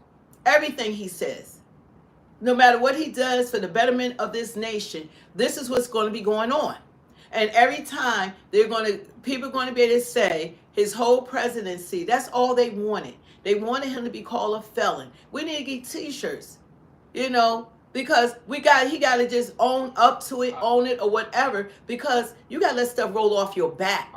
I know, especially for trolls. I know it's not a news source, but me personally, I get all my information from, and I think the best place to find news is Twitter, which is now called X, because it's very unbiased. It's people from both sides of the fence saying what they believe to be true or what actually is true. So that's why different news sources, like if you just watch CNN, you're going to be brainwashed. If you also just watch Fox News, you're going to be brainwashed. You need to find a middle ground to see what both sides are saying and then make the decision of which is the best one for you, because which is the truth. Yeah, the whole thing, you should want to seek the truth, not to have a news media determine how you're supposed to feel about a certain person. And that's what has happened. Like my mom was a Democrat and now she's a Republican. She got to see both sides and take it from there, which one is the better party. And I'm going to go and always vote for the best candidate. I'm not into identity politics. All Republicans aren't the same. Let's be clear. I don't like all the Republicans. Some are racist. Yeah. Some are biased. Some don't want the best for black people. So that's a fact. I voted for Trump because I believe that he's not a racist. I believe that he really is concerned about the welfare of the people of this nation. I believe that he is putting and going to put America first. That's what I want from my president. I kind of don't even consider him a Republican. He's like his own party, Trump. You know, that's why I respect about him. That's why Democratic leaders and congressmen like John Fetterman can support him. Even he wants to be real about what has happened and what's been going on. He's the best Democrats' reaction to Trump winning I've seen is John Fetterman. I got major respect for John Fetterman. Because he's speaking the truth. Yeah. The way this nation has carried on and what's been going on is it's ridiculous. You know, we need to have people that are going to stand on business and look out for the welfare of the American people. If you're Americans on here, which I'm assuming the majority are, you should want the best for this country. Majority. You should want, because everybody's not American that's on here. I'm not even going to assume that. You should want the best for this nation. You should want the best for this country. If you're not an American citizen and you want to become an American citizen, you should want a country that you can respect and a country that's going to look out for your welfare as a citizen. I mean, that should go without saying. But you're going to have people that, no matter what, they're into their beliefs. They were taught to hate this man. Yep, Christ is king.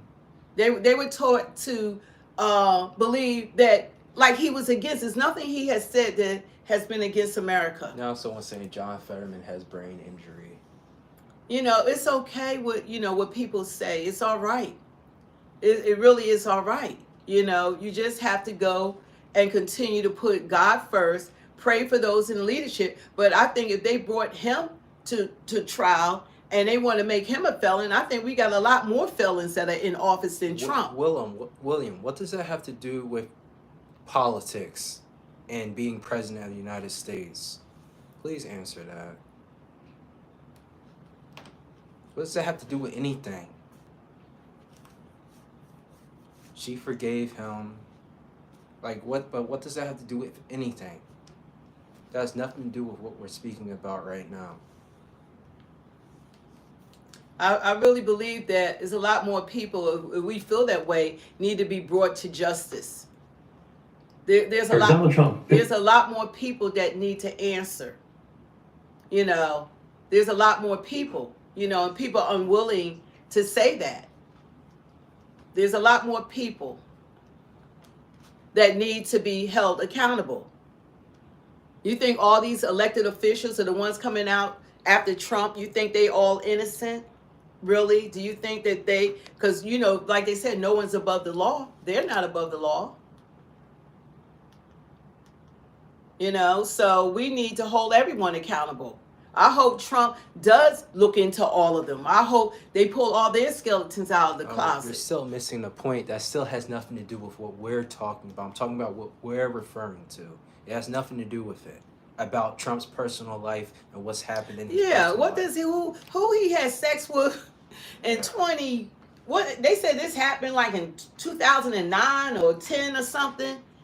And they wanted to bring it up before his 2016 election.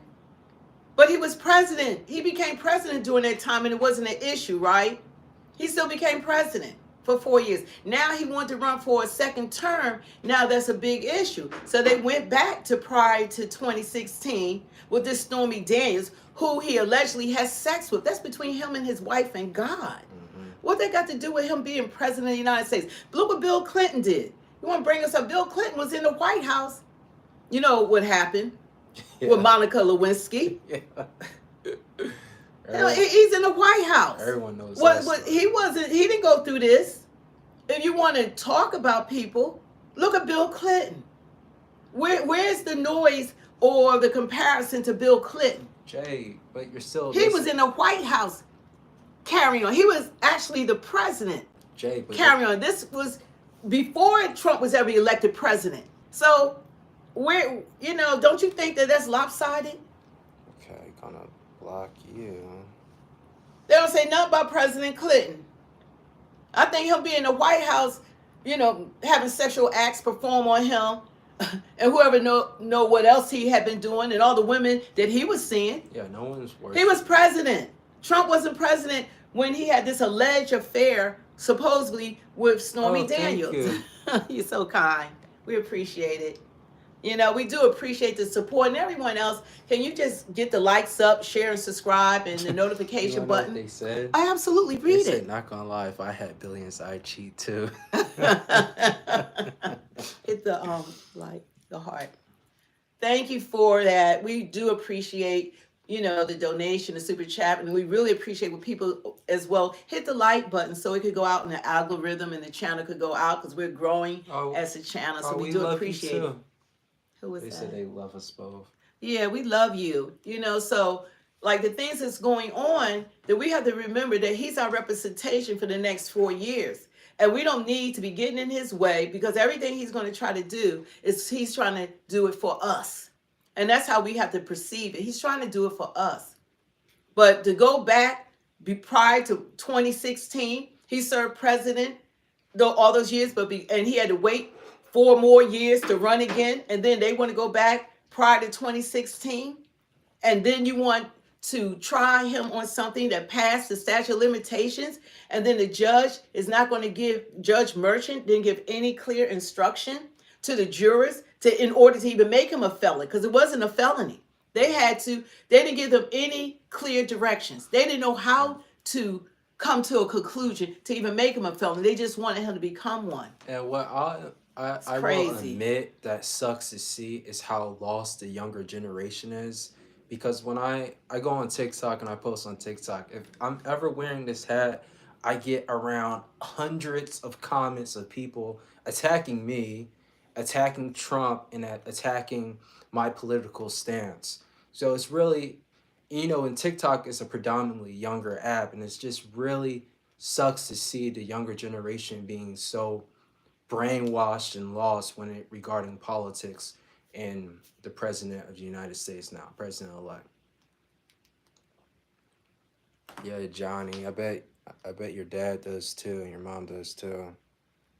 You know, so when people when you only can attack or whatever, and you cannot, you know, present your viewpoints, and, you know, just, you can agree to disagree. That's what this is about. Exactly. You can agree to disagree. You don't have to attack the insult. messenger. Yeah. You don't have to attack for what we're not living in bubble land. We believe in the truth. We're not gonna, put our head in the sand and don't acknowledge what's going on. We're not gonna pretend. The people in the comments are getting Johnny. They are. Yeah, let them take care of them. Yeah. And what did they have? It's ridiculous. You have protesters outside the courtroom. You have American citizens want a president of the United States locked up. And it's crazy. It's crazy. Look at what's going on. We want to pray for what's going on for the people in California. We need real leadership out here. Look at the Democratic leadership. Look what's going on in California. Look what's going on in New York. Look at what's going on in Chicago. Look at what's going on in Aurora, Colorado. These are under Democratic leadership. Look at what's happening in these states and cities. This is crazy. It doesn't make any sense. Well, they called for an appeal. This is Trump. This is how Trump feels about it. Acknowledge what the judge said about no penalty, and there is really. Don't forget to hit those like, share, and subscribe. We got 336 people in the chat. Can you please support the channel by getting those like buttons up? Judge, and they called for an appeal. So I read it, and I thought it was a fair decision, actually. So I'll do my little thing tomorrow. They can have fun with their political opponent. As you know, I'm under a gag order from a judge. This is the first. This was an attack of a political opponent. And if you take a look at it, I'm not supposed to be talking about it, so I won't. I'm the first president and probably one of the first candidates in history that's under attack with a gag order, where I'm not allowed to speak about something. And they ought to find out what that's all about. And this is a long way from finished. And I respect the court's opinion. I think it was actually a very good opinion for us, because you saw what they said. But they invited the appeal, and the appeal is on the bigger issue.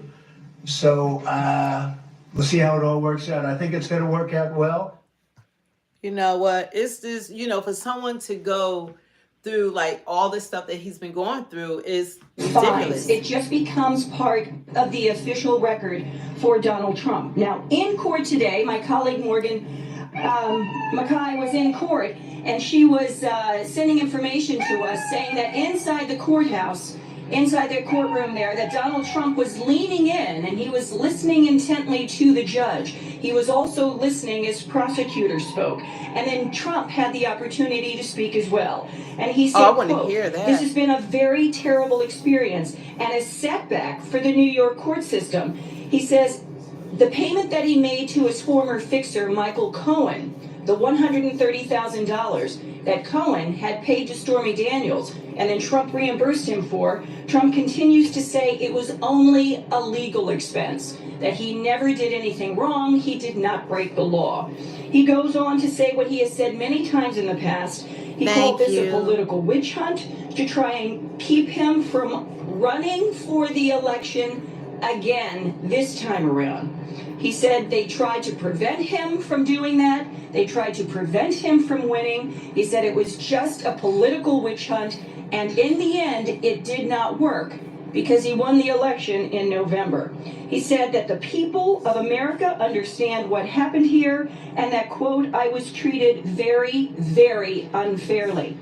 Now, Donald Trump and his legal team, their political strategy is they try to stretch this out as long as possible. They kept delaying this case and delaying this case and delaying this case in the hope that it would get delayed beyond the point from when he is going to be inaugurated on January 20th. And then the case would have basically gone away until his term was over 4 years from now. That strategy in the end did not work because it got him to this day today, and he ended up getting sentenced. Now, it was early on Wednesday morning that his legal team had appealed to the U.S. Supreme Court to intervene on his behalf, saying that he was protected by presidential immunity and that any actions he took would be protected because that's what the U.S. Supreme Court ruled back in July. Total waste of that taxpayers' presidents dollars. enjoy the benefit That's of what this presidential administration did. immunity. However, the prosecutors in this case, the Manhattan District Attorney's Office, they have maintained all along that he does not enjoy presidential immunity. And the reason is most of the activity happened before he became president. It happened during the campaign. So at this stage, I'm going to try and put my IFB back in here. Bianca, can you hear me now? Can you talk to me for a moment so I know that I can hear you? Yeah, can totally hear you. Okay, Thanks great. for bringing Thank that you. down for us. Okay, good. And I have Morgan Mackay here now. Thanks, Danny. Go ahead, put that on. Just do it. I have my colleague Morgan Mackay here. Morgan, come on in. Now, Morgan, you were in the, and thanks for racing down so quickly. I know it's been crazy inside. So you were inside the courtroom. He was not here physically. He was here virtually. So you guys were watching him on a monitor. But do me a favor. Talk to me about his demeanor, because I know at one point you said he was really leaning in, listening intently. Exactly. Now he walked inside, the judge walked inside, and when he sat down on the bench, that's when we saw President-elect Donald Trump sitting in a window screen on both monitors at the front of the courtroom and then in front of the benches of both lawyers. Now, the judge kicked off remarks, welcoming everybody.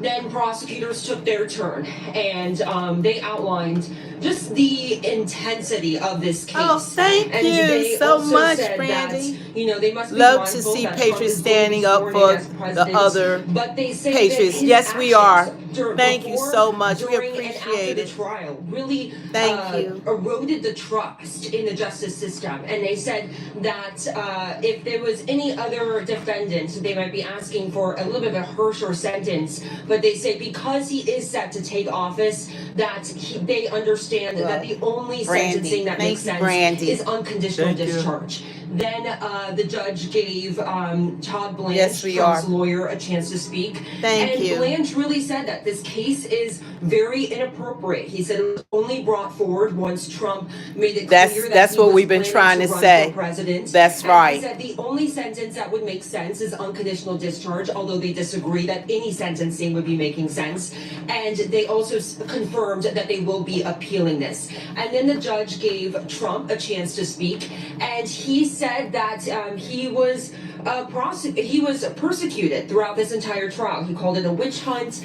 He said he referenced a gag order that he was under, prohibiting him from being able to talk about the case. Freedom of speech taken away. About that as well, and he said that they are going to be appealing, but he was just very disappointed about how everything was handled by prosecutors and everyone involved. Okay, now when Trump was talking, did he appear angry? Did he appear belligerent? Or was he more humble in his speaking? Well, and so that was one of the things prosecutors brought up, was that Trump hasn't shown, they said, any remorse for his actions. Now, Trump, he wasn't, as we've seen him sometimes, a little more animated, a little more frustrated. He was pretty even-toned. You could tell he was obviously still frustrated being to be attacked. there. You're being attacked. Forward, and he was actually leaning forward throughout the entire thing. When he was speaking, he was also leaning forward. And he was just very clear that, this was very unfair to him. And he spoke about how this case was only brought forward after many prosecutors turned down bringing forward this case. And he said that the only reason that District Attorney Alvin Bragg brought this forward was because he made a campaign promise. Now the judge, he called it the whole trial, a paradox. He said outside there were protesters, and inside, though, when the door was closed, Trump was just like any other criminal defendants that he has handled in the past. And he said that under the law, he is required to sentence Trump. And he said that in one power that Trump's presidential office does not have is the ability to erase a jury's verdict. He also mentioned briefly, and I heard you talking about it earlier, is that presidential immunity ruling by the Supreme Court. And that is something that they had to take into account and why they had to delay sentencing for so long. But he said he looked at all of it, Yeah, it was and a he said it didn't Soviet change style the fact court. that Wow. a jury had found Trump guilty of 34 counts of falsifying business records in an effort to influence the 2016 presidential election. And try to cover up the payment so that it would not have any type of negative effect on him while he was running for president. The other thing too, you're talking about the Manhattan DA's office. We could tell that she's biased. You just alluded to this. Most is definitely that, biased they made saying the it point up of saying there. that the jury was Unbelievable. unanimous and decisive, and that must be respected. That you can't Like go this ahead and woman just throw reporting, out the one entire from Fox, case. you could tell that she's And a the president Democrat. does not enjoy presidential immunity in this case because the actions that he took, that And he the was other lady convicted of, looking at happened her before like, he was what's up with you? inaugurated, in 2016. Exactly, and but Trump's lawyers have been arguing that some of the witness testimony that was used during the trial, some of the evidence that was used during the trial, was during the time that Trump was in office. So they said that should mean that the entire case would be thrown out. But prosecutors argued that there was a lot more to the case than just the couple of tidbits of information. There were some emails. There was also some people that were with Trump in office that were testifying as well. And so they said that all of that together, that didn't account for the entirety of their case that they brought forward, and To make him a Trump felon. was ultimately convicted for. Right, and in court today, and you heard this firsthand again because Morgan was inside the courtroom watching all of this happen. And again, the president appearing virtually, he was not physically here. But that the prosecutor also brought up the point that President-elect Trump has threatened to punish anybody involved in this case. Talk to me about that. So he did. He said MBS. the prosecutor said that Trump has threatened to Save punish America anyone again. involved. That's right. He Trump said 2024. that, Save America Trump again. has threatened to dismantle certain parts of the justice system. He said that Trump really eroded the trust of the American people in the justice system and was continuously attacking those involved. Trump didn't really go into detail in response when he was speaking about that point. As we've seen on social media, he has made several attempts to threaten at times, even the judge's law clerk, and that's another thing that prosecutors brought His up. lawyer Was that Trump handled was found in violation the business at least 10 records. It times was not of Trump. certain things like his gag order, for example, and before that, which led to the gag order, was because of some of these comments that he was making. So, and what was Trump's demeanor when the prosecutor was talking about that, about him threatening people, anybody that's involved with the Look at case? him threatening people. They threaten Trump every day. It's just so crazy. Exactly. He was, again, just when it started, he leaned forward. Thank and he you, just Amanda. stared very intently at the screen and was just leaning forward. And you could tell his face was just more, looking down at the screen than anything else. But he wasn't super agitated. He wasn't leaning back. During the trial, he would lean back quite a bit. He would cross his arms and he would huff or at certain points. But this time around, he was actually very demure. I think they are. Just really focused on what was happening, but not really reacting. Okay, Bianca, I understand that you have a question. What is it? And I can relay it to Morgan. Yeah, I think the question actually maybe more so for you, Linda, because just wrapping this up, we know that he's gotten no penalty for this hush money case. However, he still will be the first president will become a felon in the White House. So in the what White implication House. does that have, if any, considering the way this previous election just went? Okay, well, it appears at this point it's not going to have any implication at all. He won the election. The American people knew what he was charged with. They knew that he was convicted in this case, 34 felony counts last May, and apparently they didn't care because they reelected him, and he is going to be inaugurated on January 20th. And again, his legal team tried to stretch this out beyond that inauguration on January 20th, but their legal strategy in this case didn't work. Appreciate that, Linda. Again, just to wrap this up, as we have to leave right now, no probation, no jail time, and no fires. According to Linda, as she said there, Trump was not given any penalty for his hush money case, but again, still the first present as a felon entering the White House. Look at the shirt that she has on. Oh my God. You know what? So there's a lot of I believe when Trump gets into office, I believe that just how that he's not above the law, neither are they. I believe that everyone from Judge Merchant to what's her name, to Alvin Braggs, to everyone that came after him and went after him, from Pelosi to Biden to all these people that have gone after him. I believe that Joe Biden, probably before he leaves, he already gave Hunter, who obviously is above the law, he's already given him immunity for 10 years. Oh, Joe Biden's gonna do a state of emergency about this. You know, he's gonna have to give immunity to the whole Democratic Party because they need to be held accountable as well. And people are saying for Biden to pardon Trump from this. Yeah, be respectful, be blah. You know, they need to do the same thing because no one is above the law. And it's funny how when people do things, they're so concerned that you're going to get them back.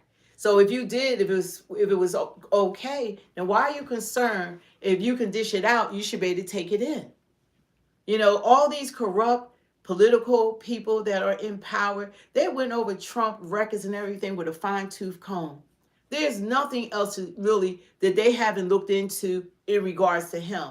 But all the stuff that we see that's going on with the Democratic Party, all of them have most of them have become millionaires since they have taken office. They don't have salaries like that. Pelosi and all, they're millionaires. They're millionaires now. And no one says anything about it. They're not serving the people when you don't put America first. And like I said, people have to understand, this is not locally. This is worldwide news. And if we're showing that we don't respect our president, then why should we expect them to show our president respect? Whether you realize it or not, he is our representation. And if it does something for you, calling him a felon, I don't have a problem with that. Because that's going to be said around 1 million times as long as he's holding that position. Oh, thank you, Ashley. You are too. You know, people are going to say things like that. Thank you, Ashley. People are going to say this. This is going to be on CBS, NBC, ABC. Every time they talking about the president of this country, once he is sworn in, this is what they're going to bring up every chance they get. And you know what that does? That keeps the country divided. That keeps it divide. That keeps it divide. You know, every time that the country's going to try to come together and he's actually doing things that we can actually recognize as benefiting the citizens of this country, they're going to be calling him a felon. They're going to say he's a felon. He's been convicted. This is what they want to do. This is sabotaging his presidency. And people aren't understanding this. This gives the whole country a bad look. It gives the whole country a bad look. This is our president now who's now a felon. And we want to troll and we want to say things and people are upset with him and they don't even know why. All they know is what the media says. He's not a threat to democracy. The Democratic Party was a threat to democracy. The American people didn't even have the opportunity to select the candidate that was running for the Democratic Party. Kamala was selected. That's not democracy. You're supposed to vote who you want to run for president. You know, they talking about a threat, Hitler. There's nothing in common with Trump and Hitler. So to call him Hitler and to keep labeling him with someone like Hitler, that the world despised, that the world, you know, the things that Hitler did to the Jewish people, what was 6 million people were put to death? And he didn't do that. You're going to say that he's Hitler? He doesn't take a salary. He's not being paid to protect us, to look out for our best interests. He doesn't even get paid to go through all of this. And they're going to do this what happened with Stormy Daniels was before he even ran for president in 2016. But you're going to try him now because he decided to run for a second term 4 years later. No, see. It's crazy. CB design. World leaders respect Trump. Yeah, they respect him more than obviously half this country. Yeah. But that's going to change. Yeah. That's going to change because you know what's going to happen? This country is going to have no choice but to come together. because you're going to see the effects of this horrific Democratic Party, Biden-Harris administration, once they leave office. That's when you're going to see the repercussions of their presidency. When they open up those borders, not only did they allow illegal immigrants to come in, 12 million, let's just take that in, 12 million homeless, 12 million homeless people were allowed to come in. That was on the backs of American citizens, while American citizens are living on the street, while we're not taking care of even the vets that went and fought wars to protect this country. We're not even giving them what we're giving illegal immigrants. And it's not their fault, because they were told that they could come in and they would get all these perks and all these opportunities. But it was our government that did this to us. But when they swung that door open, they swung the door open for the cartel, for Trindale Guagua, for these Venezuelan gangs, for 350 terrorists, for 13,099 convicted murderers, over 15,000 convicted rapists. So not only did we get the illegal immigrants, and we're taking care of these people. 54,000 Chinese nationalists, they believe, that has come into this country. So to me, they made the country unsafe. And look what's been happening in the news. All these attacks. Look what's happening now, even under Democratic leadership. Look what's happening in California. We want to pray for those. They have lost lives and houses because they didn't prepare for fires. And they have fires all the time in California. But there's no water.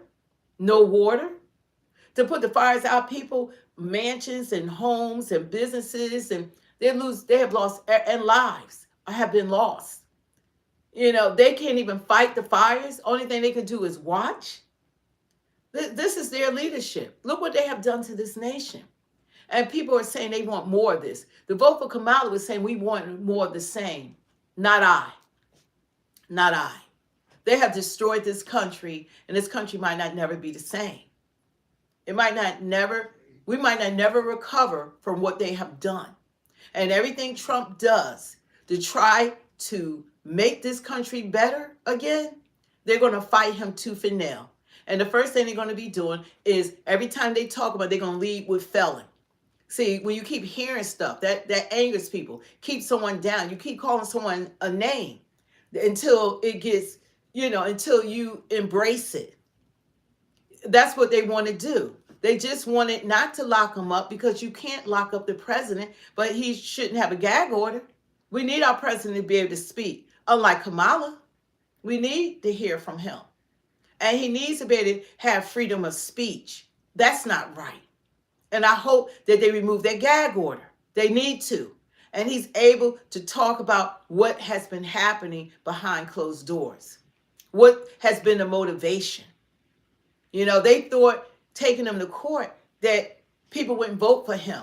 What happened now, we have the victory.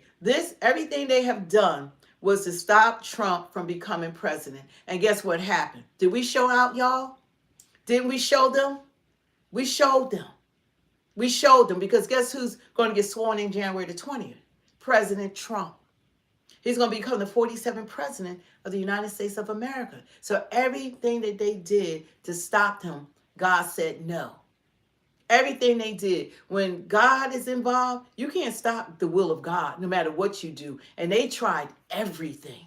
And all that did was have people like myself that voted last time for this administration that's currently in office, that has been, invisible administration with a president that 40% of his presidency, he's been on vacation.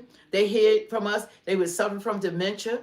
Kamala running around talking about he's sharp as a tack. He could run circles around people. They lied to us. They lied to the American people when we had to see it for ourselves. And the only reason why they exposed Biden is because they realized he couldn't beat Trump. That's why they allowed him to go on stage in June.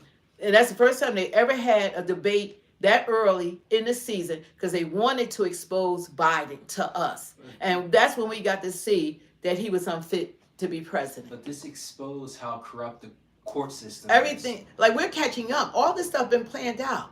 The Democrats, you gotta give them credit. They moved strategically. Right now, they're working on 2028. Once they see how they lost, so they already working on 2028. You know, okay, they say, okay, this is what we got to do now to win. We got to lie to the American people like this. You know, Trump can't run again. This is his last term. So he doesn't want to waste any time trying to undo some of the damage that they have done. But it's so much. It's so much. And that's why we're going to stand for Trump. We're going to support him and his presidency. We're going to pray for him. Because you got to, whoever's in office, you have to pray for your leaders. You know, if you don't like what's going on, then vote the next time. Some of y'all didn't vote. If you don't like this presidency, you'll have an opportunity in 4 years to vote again for what you believe in.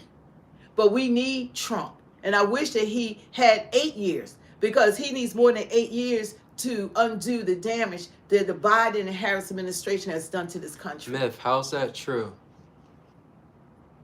You know, we Someone need said, pray for evil. You know, so we don't want to even entertain stuff like that. You know, it's not even worth mentioning. That don't give it even energy. It doesn't carry its own First Amendment I thought you were going to talk about complications. That don't we have? Wouldn't we have? You know, so we don't entertain, because the enemy is busy. We know that there's good and evil, you know, but God is going to prevail. God is the King of Kings, Lords of Lords, Alpha and Omega, the morning star. So we're going to prevail. We win. Trauma, who hurt you, bro? You sound We're going to win. So we're going to try to have the habit of, when negative stuff is said, we're just going to pray for you in the name of Jesus. You find God. You need Jesus. You need to be delivered from wherever you're going through. So we want the best for you. You know, we're not on here to make mockery of you, but sometimes people, the only way when they're unhappy with their own lives, because it's not personal, because you don't even know the people that you're watching. Jesus goes with anything. No matter what it is, Jesus goes with everything. Well, everything, if you even read even my description, Jesus is first, even in this. You know, even in this, we don't exclude Jesus from any part of our life, because he's given us life. We woke up today because of who God is. You know, you have eyes that you can see. Thank God that you have your vision, that you can walk, talk, that you have shelter. It's like all the things that we need to be grateful for, we need to give God the glory for it, and we will. You know, and God is in control. And the person that won, it was God's will. It was God's will. So, and I'm happy. Administration. And this is like CBS, I mean, what's and really all of them, interesting they're is going that down. Trump is a convicted felon. He's about See, to be this is all they president, want to but say. It really doesn't have much of an impact on him. As you said, he will continue to appeal this. You know, from a global perspective, what is interesting is there are many countries around the world that That's have what I've been saying. restrictions on convicted felons coming in. So I guess that is a decision that some leaders will have to make now that Trump is going to be president of the United States. Now, we know he said he's over and over again, he plans to appeal all this, but that could take years. Can you walk us through what that process is and why Trump is looking for an appeal, despite the fact, as you mentioned, Clear his name. Clear his name, so y'all don't have the privilege of continually calling him a felon. That's true, but he really wants That's right. to wipe out this conviction. Who wouldn't? So he is absolutely going to have to first move through the New Who York would? appeals court process, and I'm sure that he ultimately hopes to take this to the Supreme Court, because a big part of the basis on which he's trying to overturn this conviction is their presidential immunity ruling. Part of what he's saying is that certain evidence should not have been allowed at this trial that implicates people who were in the White House, what he views as official communications. Judge Merchan, who presided over this case, deemed that would not have impacted the jury's verdict, but Trump is surely hoping that the Supreme Court, who came down with that presidential immunity ruling, will ultimately disagree and take away this title of convicted felon from his record. Christ is Kate Lord. Hoffman, thank you so much, live outside that New York City courthouse. So let's bring in CBS News senior White House correspondent Weijia Jiang. She's joining us now from I wonder West why Palm are Beach, they Florida, very doing more close to reporting Mar-a-Lago. than even Fox? What have we heard from Trump and his team since this ruling was handed down? We saw in that statement he was angry, he was defiant, and he has been from the very start. He is now officially the first president sentenced there for a felony. What is his team saying now? Liz, much of what you just laid out, that is exactly what we continue to hear from Team Trump. He has posted on his social media platform, Truth Social, and it really echoes what we often hear anytime that he is part of any kind of investigation, stemming all the way back to when he was impeached during his first term. And so basically he is saying that this was a political witch hunt, that the judge in this case, Juan Marchand, was politically motivated, that there was no reason to bring the case in the first place, and that it ought to be dismissed. Of course, we heard from him during the proceedings 9 years ago, more than 9 years experience ago. for him, and he's really trying to paint this as a failure of the justice system, Liz. And so, as you talked about, he will be appealing this and promises that He should. justice will And he should. prevail. At the same time, he did try to downplay the sentencing proceeding last night when he said, you know, I would go in and do my quote little thing today, and again talked about how this is really just a political stunt. And it is. by the It's a judge political here. But stunt I think what that this speaks judge has louder more is that he power tried than the to President stop of the what United happened States of today, America. not only with the New York Court of Appeals, but with the Supreme Court. He filed emergency motions to have them delay the sentencing, because even though he doesn't have to pay a penalty or serve any prison time or go on probation, the process that we watched unfold today, Liz, really solidifies his place as a convicted felon. It was sort of the last box to check, and now that is going to be on his criminal record unless he is successful at appealing. And so this will hang over him throughout, you know, the rest of his years, which I think speaks to why he worked so feverishly with his team to try to stop it. But in the end, of course, that did not happen. Yeah, he knows that this is going to be a part of his legacy. Now, it's important to note, too, That was their whole point. Another legal blow yesterday where a federal appeals court ruled the Justice Department can release Special Counsel Jack Smith's report detailing Trump's efforts to overturn the 2020 elections. Now, just a reminder for our viewers, Smith dropped federal charges against Trump once Trump was elected back in November. So what's at stake now here for the president-elect? You are really losing your mind. God did not tell you that he's the Antichrist. Take several seats. Incredibly intensive investigation into If anybody was that, that would have been in Biden and Kamala. at the Capitol after the election was certified 4 years ago. And so we don't know exactly what's in that final report. We know that there is a successful injunction as of right now for the next couple of days not to release it, but ultimately it will. They said the same thing that Obama was the Antichrist, all these different people.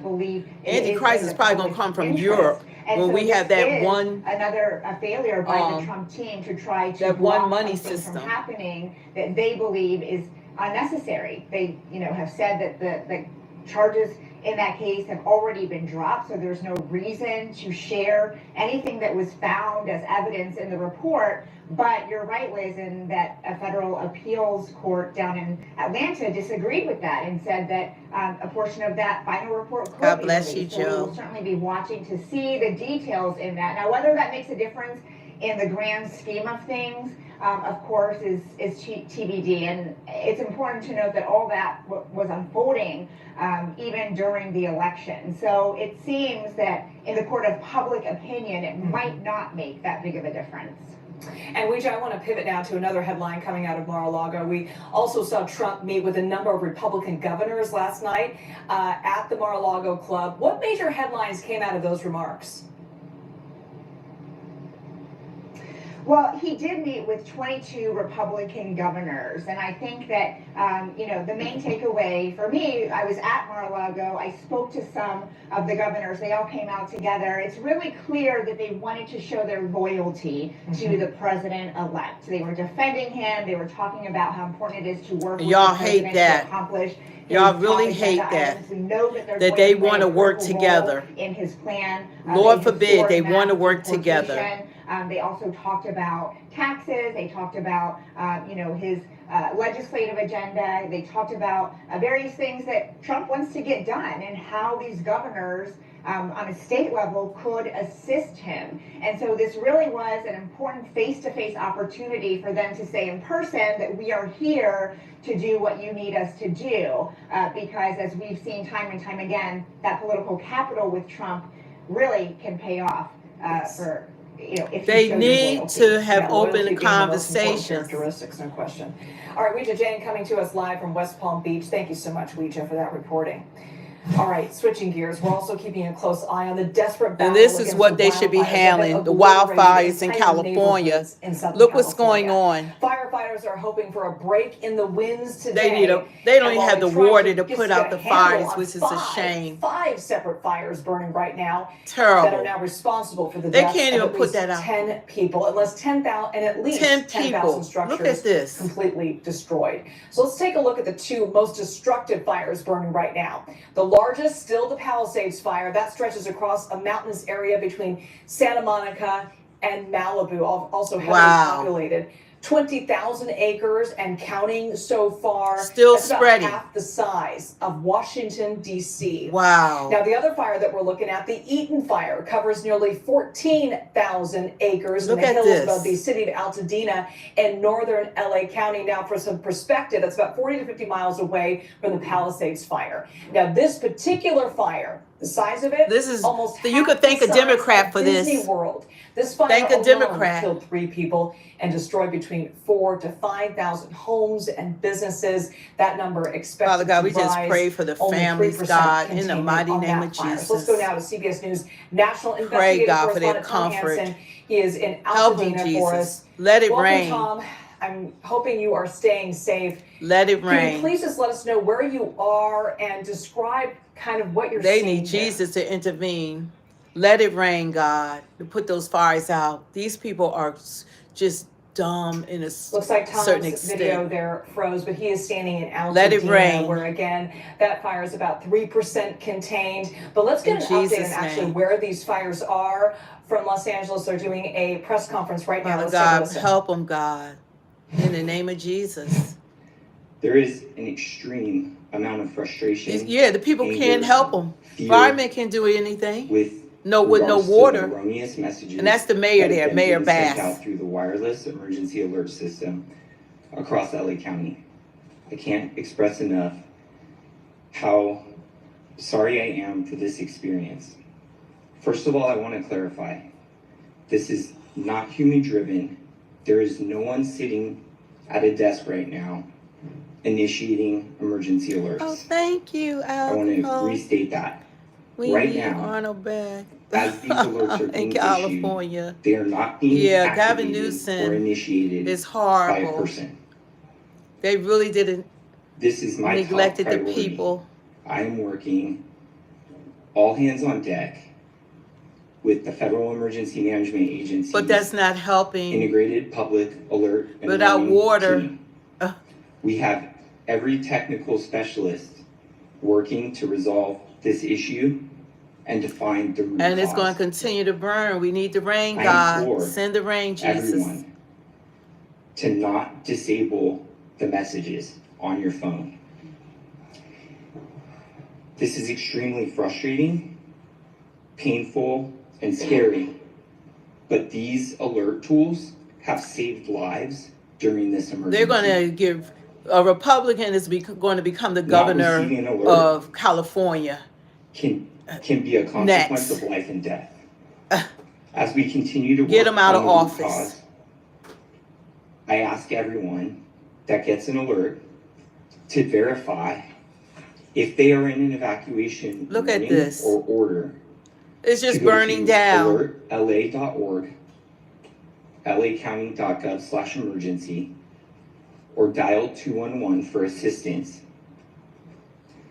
The mapping is accurate on where evacuation warnings and orders They lost exist. everything that they work for, Again, and everyone that this lives is my here top that don't priority. mean they have a steady This is salary the coming top in. priority of my Some of these partners at the people state are living off of money and what they did FEMA years with the ago. public alert and warning tool And to rebuild in to resolve California, this issue they might not be as able to do quickly as that possible because of and identify the how root cause. expensive it is to live there, let alone rebuild there. So, they might not be able to do that. It's just sad, like what's going on. And you could thank a Democrat for that. Just like what happened to when you had Hurricane Helene. You could thank a Democrat for that as well. You could thank FEMA for that.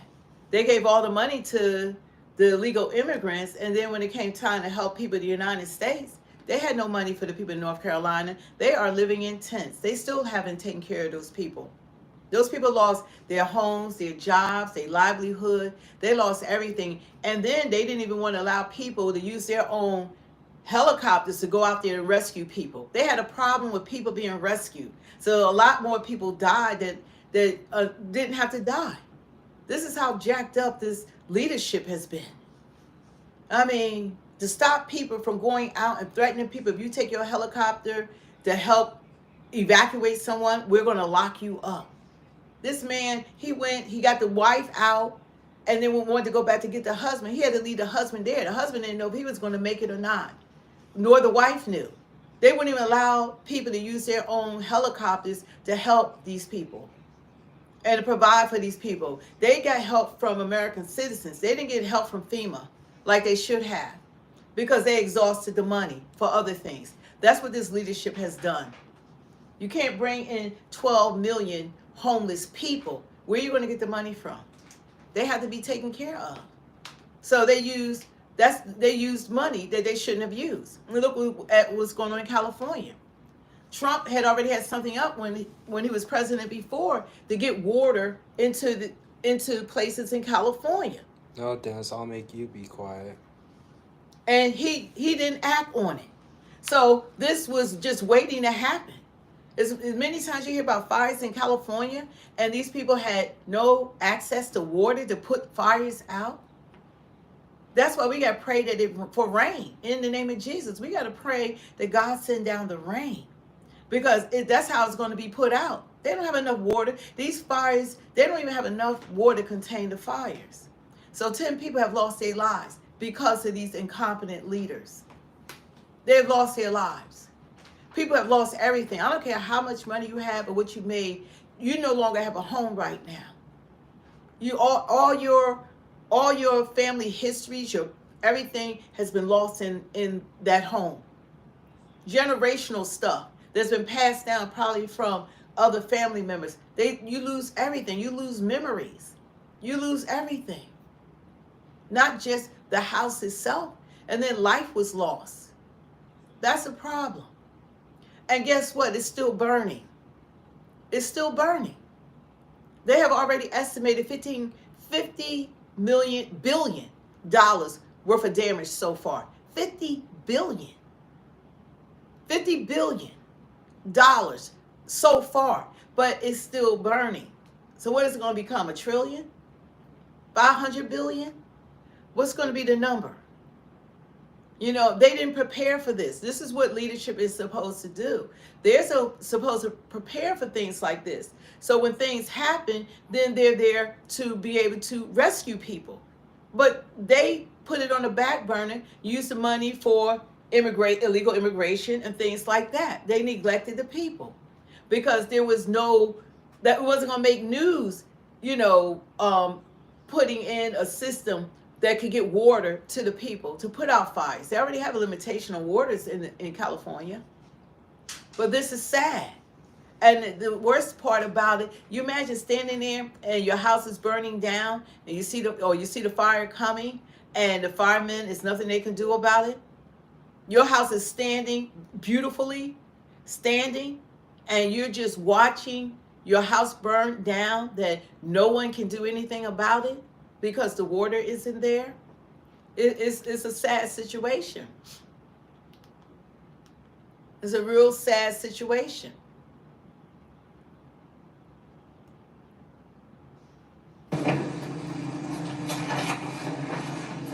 This right here is audio from President-elect Trump's New York City sentencing hearing release.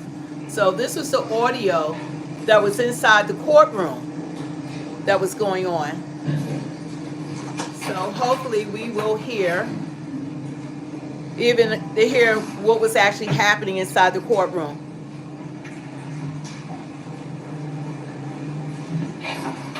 Yeah, because Cali is too dry. Sure. I don't They think gotta there's anything prepare. that we need to put on the record about. Okay, thank you. Let's impose sentence, please.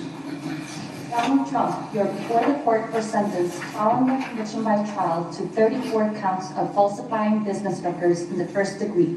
Before being sentenced, the court will allow you, your attorney, and the assistant district attorney an opportunity to address the court with any matters relevant to sentencing. For the people, Thank you. Judge, where's the preferred place for me to stand? Wherever you feel comfortable. Okay. The defendant in this case, as you know, stands convicted of 34 counts of falsifying business records in the first degree, all Class E felonies. Each carries a range of authorized sentencing options for as much as 1 1/3 to 4 years in state prison to a variety of non-incarceratory sentences. In this court's January 3rd decision on the defendant's Clayton motion, Your Honor indicated an inclination to impose an unconditional discharge. Under all the circumstances of this case, its That's unique sad. posture and the defendant's status as I didn't even hear that a man died with a hose in his hand because the fire department was mismanaged. Sounds In right. finding the defendant guilty in this case, Super the heartbreaking. jury necessarily found unanimously that the defendant falsified 34 separate entries in his business records with the intent to defraud, which included an intent to commit or conceal a conspiracy to promote his own election by unlawful means. Having presided over the trial, Your Honor is very familiar with the conduct, its seriousness, and the overwhelming evidence to support the jury's verdict. I'm certainly not going to rehash that now. Yeah, that was Pagano Blow, In my last week's video. decision on January 3rd, this court referred to the gravamen of the defendant's conduct, his criminal conduct in this case, as constituting, quote, premeditated and continuous deception. Their sentencing. The verdict was delivered by a jury that was carefully chosen using an extensive questionnaire based on suggestions from both parties and after thorough questioning of the prospective jurors by both sides. The verdict in this case was unanimous and decisive, and it must be respected. As this court has observed, quote, to it is a bedrock principle in our nation's jurisprudence. The defendant's conduct before, during, and after this trial also merits consideration. Instead of preserving, protecting, and defending our constitutionally established system of criminal justice, the defendant, the once and future President of the United States, has engaged in a coordinated campaign to undermine its legitimacy. Far from expressing any kind of remorse for his criminal conduct, the defendant has purposefully bred disdain for our judicial institutions and the rule of law. And he's done this to serve his own ends and to encourage others to reject the jury verdict that he finds so distasteful. He has characterized these proceedings as corrupt, rigged, a witch hunt, or a sham too many times to tabulate. The defendant's rhetoric has only ratcheted up since this court's ruling. Oh, they on like his that motion word, to to dismiss. ratchet it up. He has been unrelenting in his unsubstantiated attacks upon this court and its family, individual prosecutors and their families, the witnesses, the grand jury, the trial jury, and the justice system as a whole. The defendant has not only been held in contempt by other jurists in other matters, but this court alone found the defendant in contempt for 10 distinct violations of the order restricting extrajudicial speech. In his legal filings, the defendant has used dangerous rhetoric in leveling accusations of intentionally unlawful and unconstitutional conduct on the part of this court and the prosecution. As this court has noted, the defendant's conduct, quote, constitutes a direct attack on the rule of law itself. Moreover, the defendant has publicly threatened to retaliate against the prosecutors who have sought to hold him accountable in this and other matters. That's right. And the courts Hold have them accountable. to fairly and faithfully adjudicate Hold these them matters. accountable. Such threats are designed to have a chilling effect, Y'all threaten to him. intimidate those who have the responsibility to enforce our laws, in the hopes that they will ignore the defendant's transgressions because they fear that he is simply too powerful to be subjected to the same rule of law as the rest of us.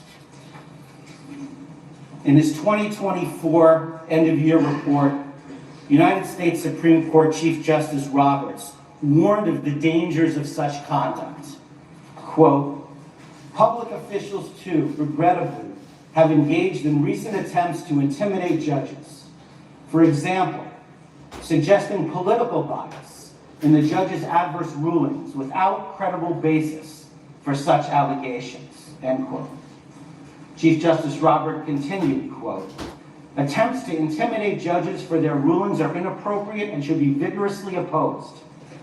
Public officials certainly have a right to criticize the work of the judiciary, but they should be mindful that intemperance in their statements when it comes to judges may prompt dangerous reactions by others. Chief Justice Roberts also spoke of the dangers of disinformation, which are, quote, magnified by social media, which provides a ready channel to instantly spread rumor and false information. Put simply, this defendant has caused enduring damage to public perception of the criminal justice system and has placed officers of the court in harm's way. In the probation report, which we just received this morning, the author, having interviewed the defendant, noted that the defendant sees himself as above the law and won't accept responsibility for his actions. And that's certainly consistent with everything else that we've seen. Now, in a typical case, both the offense conduct and these other exacerbating factors would impact the appropriate sentence. But in this case, we must be respectful of the office of the presidency and mindful of the fact that the defendant will be inaugurated as president in 10 days.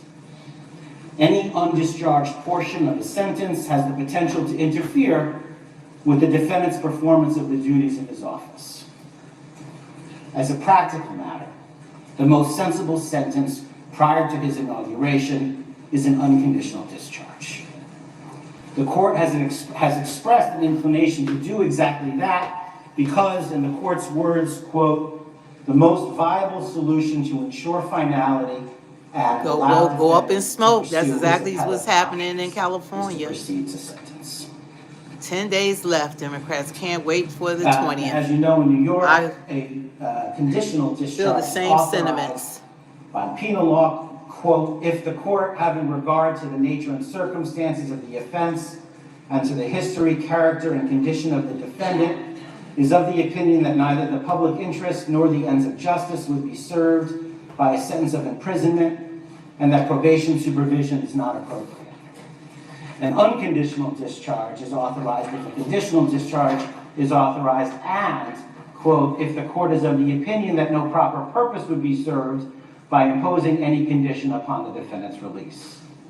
Because these crimes are felonies, the court must set forth in the record the reasons for its action.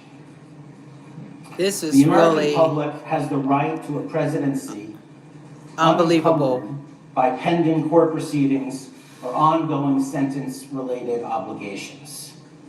But imposing this sentence ensures that finality. Sentencing the defendant permits this court to enter judgment, to cement the defendant's status as a convicted felon, while he pursues whatever appeals he intends to pursue. And it gives full effect and respect to the jury's verdict while preserving the defendant's ability to govern. People therefore recommend that this court impose a sentence of an unconditional discharge. Thank you. Thank you. Counsel. Thank you, Your Honor. I very much disagree with much of what the government just said about this case, about the legitimacy of what happened in this courtroom during the trial, and about President Trump's conduct fighting this case from before it was indicted to while it was indicted. They're providing the audio inside of the court and hearing. even to this day. It's been released. What the government just said presupposes something that we disagree Yeah, with God protect President very Trump much, from his which was that enemies this was an appropriate case that want to be harm him. brought. It was not.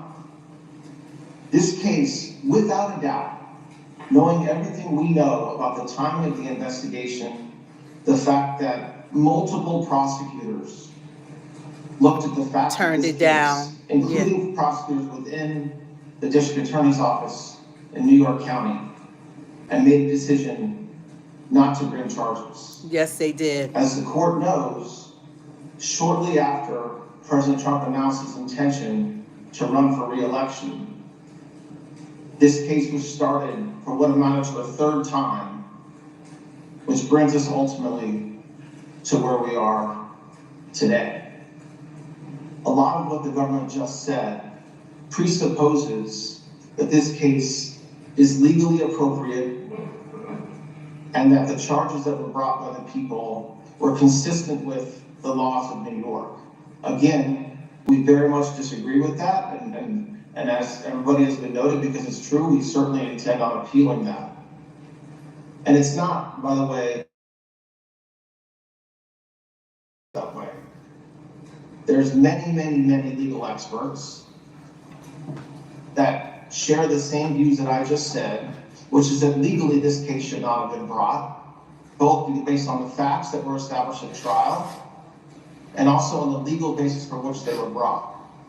But it's also not just the legal experts, not just counsel, and not just President Trump, but the majority of the American people also agree that this case should not have been brought. That's right. And The majority of American people. Trial Majority. for the first time in our history, a criminal trial during an election season, is that the American voters got a chance to see and decide for themselves whether this is the kind of case that should have been brought. And they decided.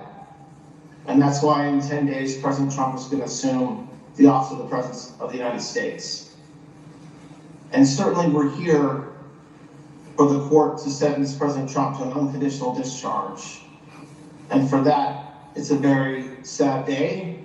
It's a sad day for President Trump and his family and friends. It really, this is But a it's disservice also, to the American people. in counsel's view, a sad Hands day down. for this country. It really because is. This was a case, without a doubt, that was brought by a district attorney who promised that he would go after President Trump if elected. They promised. And felt like he had to go through with that promise. And so that's sad. And I hope, and I know that President Trump shares this view, that this will never happen again in this country. And so we certainly understand where we are today. We very much intend on pursuing Jesus is an appeal Lord and Christ of this is King. verdict and what happened during this investigation. And we certainly believe that the only appropriate sentence, if one's to be imposed at all, which we very much believe it shouldn't be, and that the case should be dismissed. Holding Trump in is a New sentence of York unconditional was discharge. not in Trump's favor at all. Thank you. It's a Democratic state, and they were against him. Yes, thank you, Your Honor. This has been a very terrible experience. I think it's been a tremendous setback for New York and the New York court system. This is a case that Alvin Bragg did not want to bring.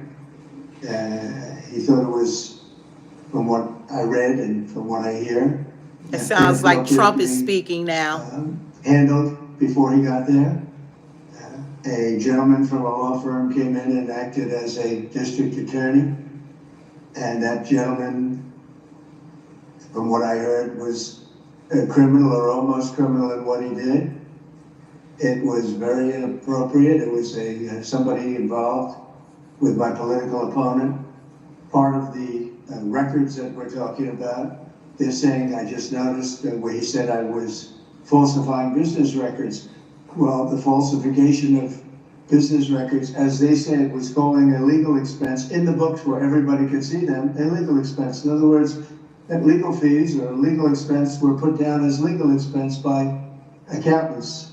They weren't put down by me, they were put down by accountants. I didn't call them construction, concrete work, I didn't call them electrical work, I didn't call them anything. They called a legal fee or a legal expense, and for this, I got indicted.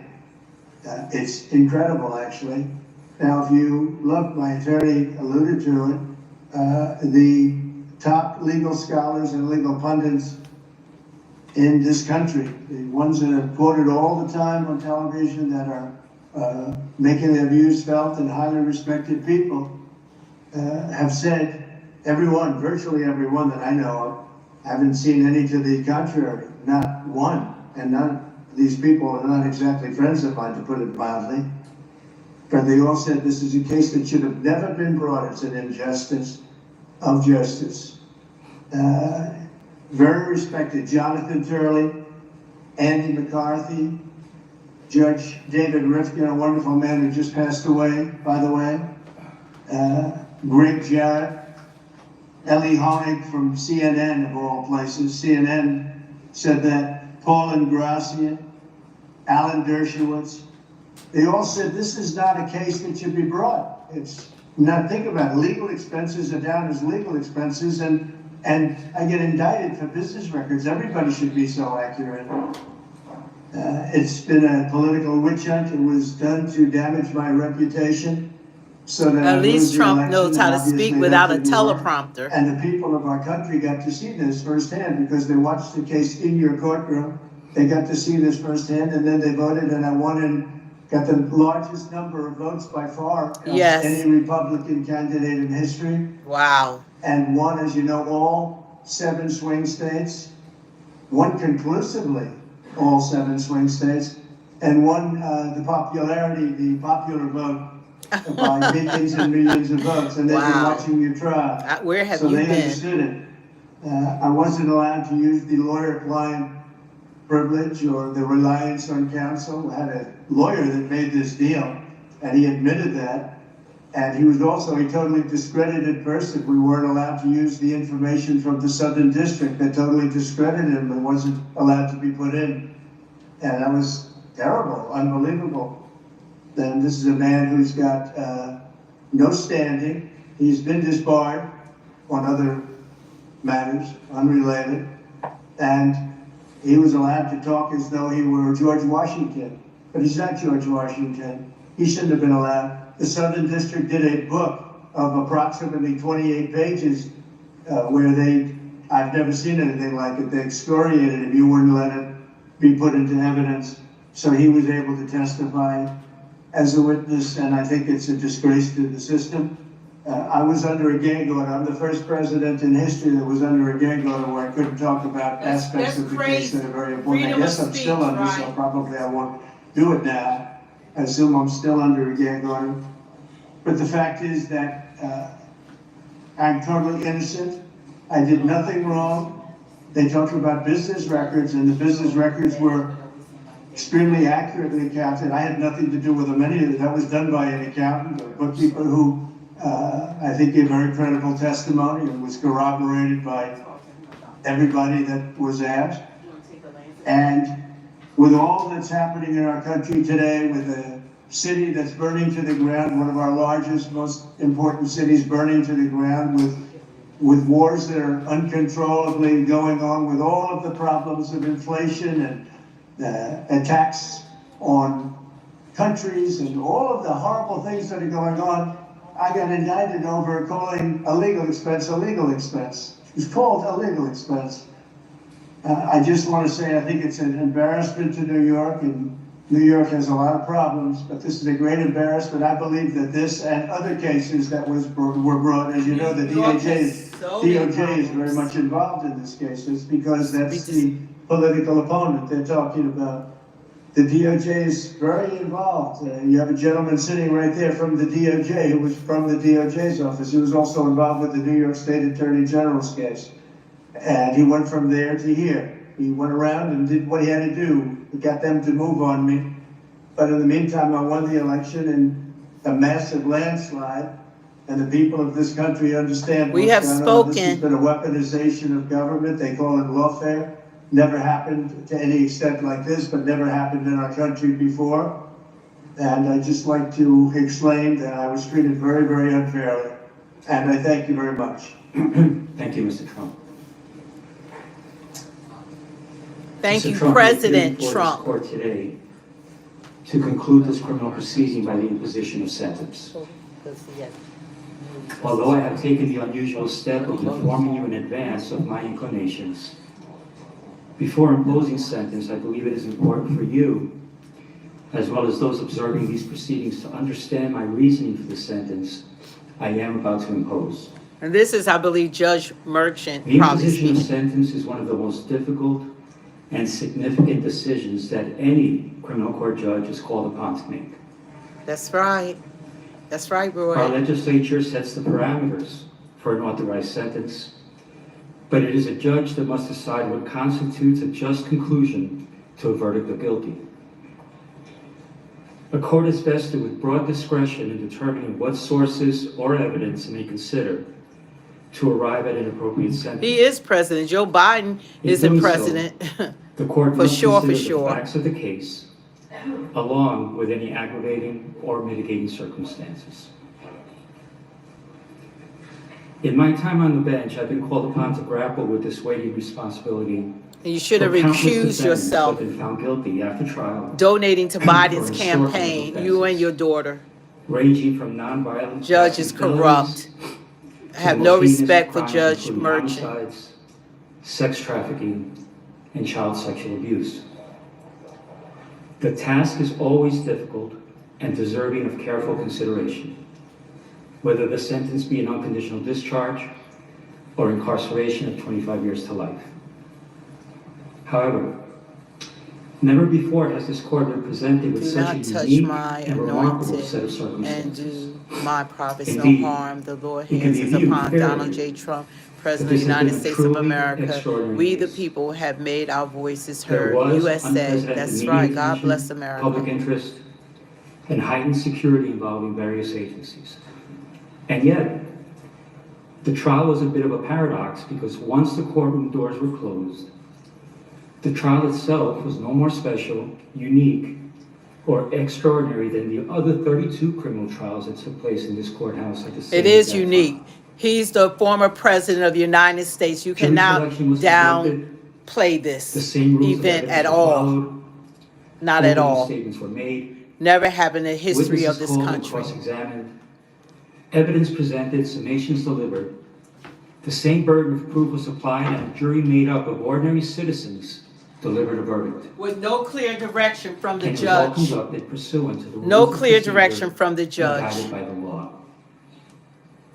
Of This is a course, farce. part of what made it feel somewhat ordinary was the outstanding work, preparation, and professionalism of the clerks, court officers, court There's reporters, nothing normal about this, security Judge. personnel, and the entire staff of this building who did their jobs as they would with any other criminal trial. So while one can argue that the trial itself was in many respects somewhat ordinary, the same cannot be said about the circumstances surrounding this sentencing. And that is because of the office you once occupied and which you will soon occupy again. To be sure, it is the legal protections afforded to the office of the President of the United States that are extraordinary, not the occupant of the office. The legal protections, especially within the context of a criminal prosecution, afforded to the office of the President have been laid out by our founders, the Constitution, and most recently interpreted by the United States Supreme Court in the matter of Trump versus the United States, which was decided on July 1st, 2024.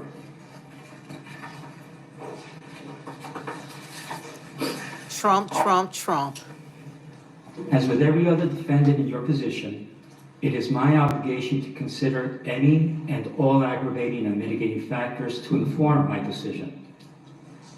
Some of those aggravating factors have already been articulated in my Sandoval ruling at the start of this trial and by my recent written decisions on December 16th and January 3rd.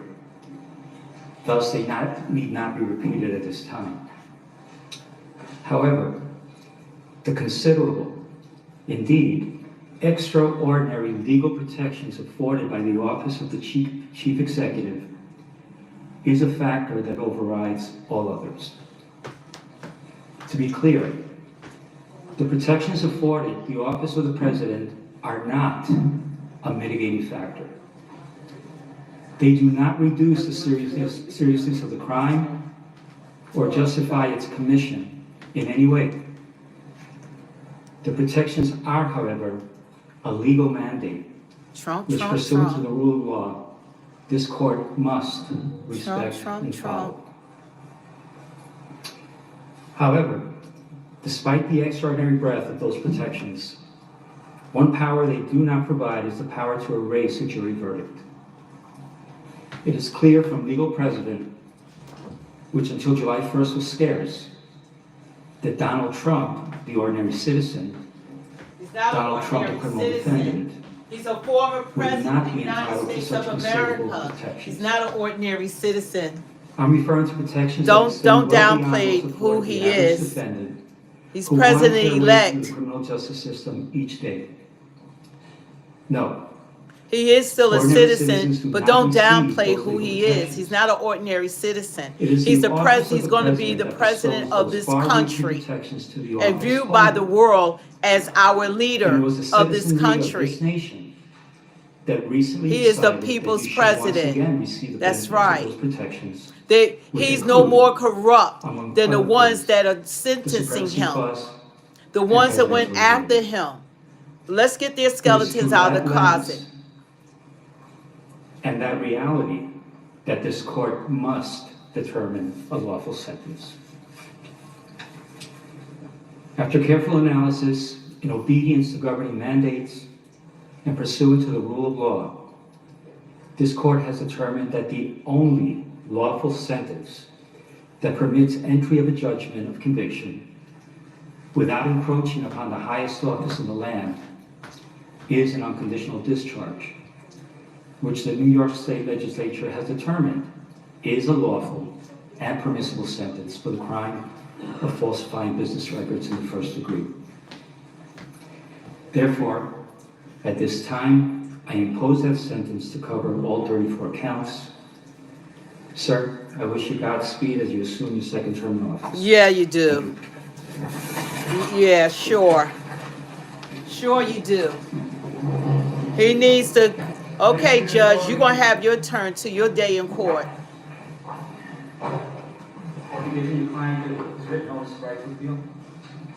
We will, okay. The jury had no direction. You're trying to say jury. They had no guidelines and no direction in finding him guilty. It was up in the air.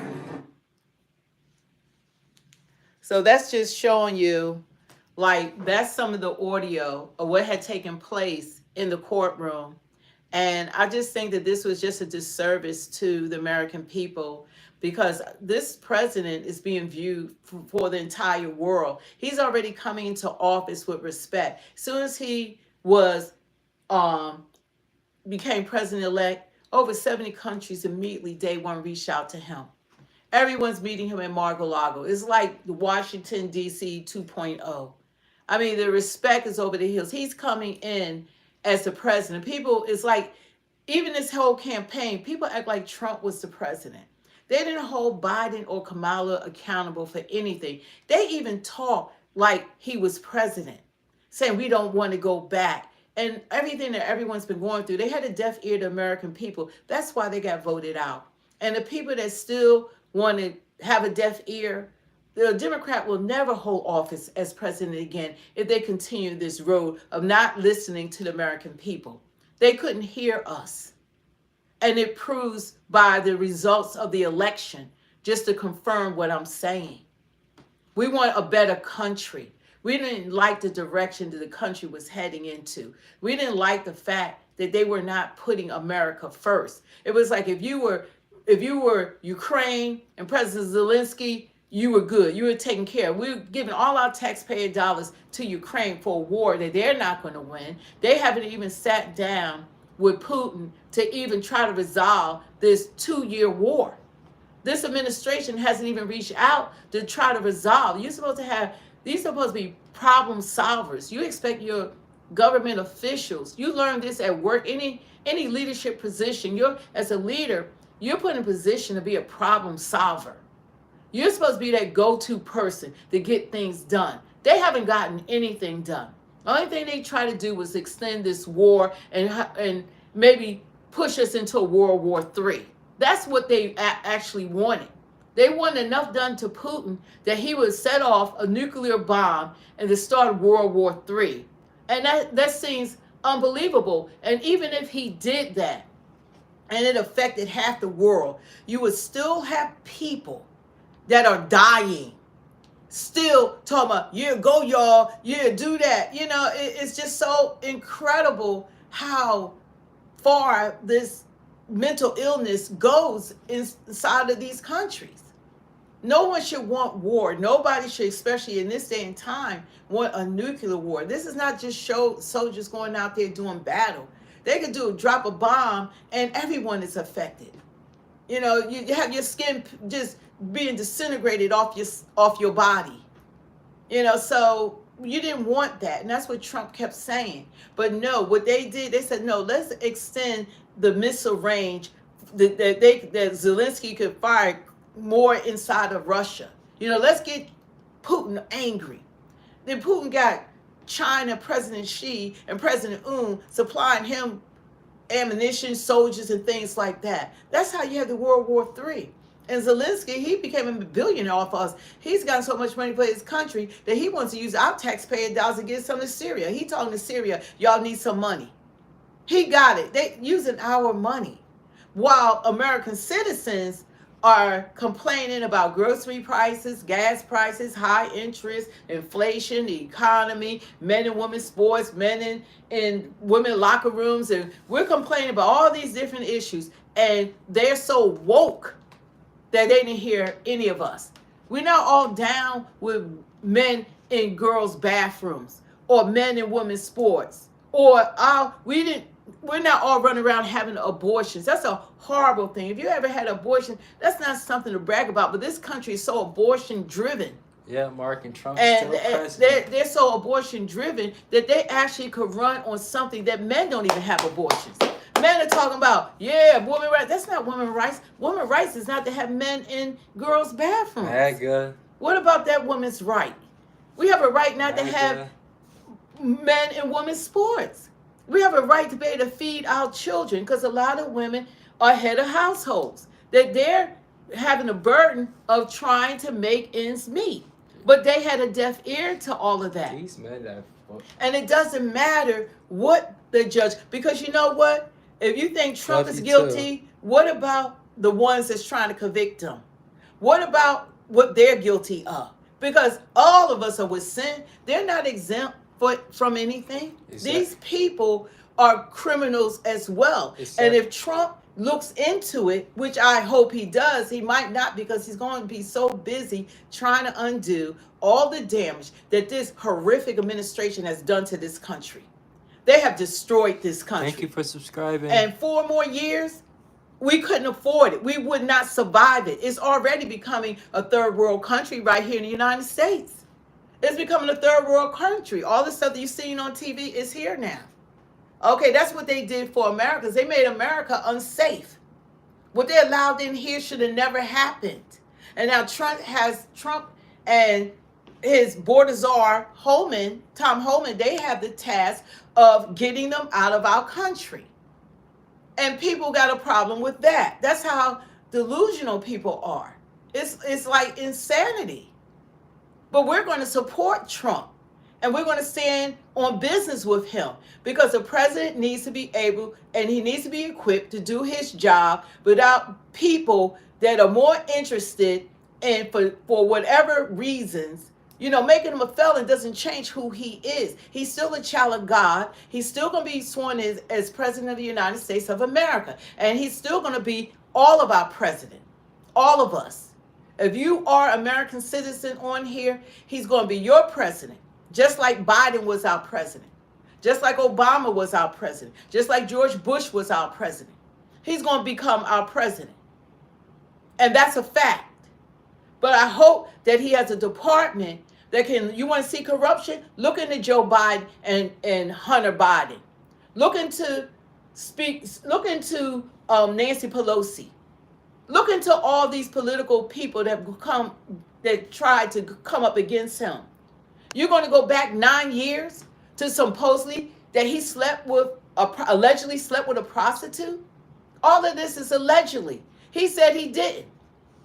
And then he didn't handle his books. His accountants handled the books. That's how they wrote the expense up. He had a lawyer that was supposed to make sure all that stuff was intact or written. He didn't hide anything. But they didn't try him when he was president of the United States in 2016. He still was elected. I like what someone said. They said you have too much common sense and logic. Yeah, that's why this is called Speak the Truth. And I'm his truth. So it doesn't make any sense. And then it come 9 years later and it's past the statute of limitations. When are you allowed if something is past the statute of limitation? Isn't that a law?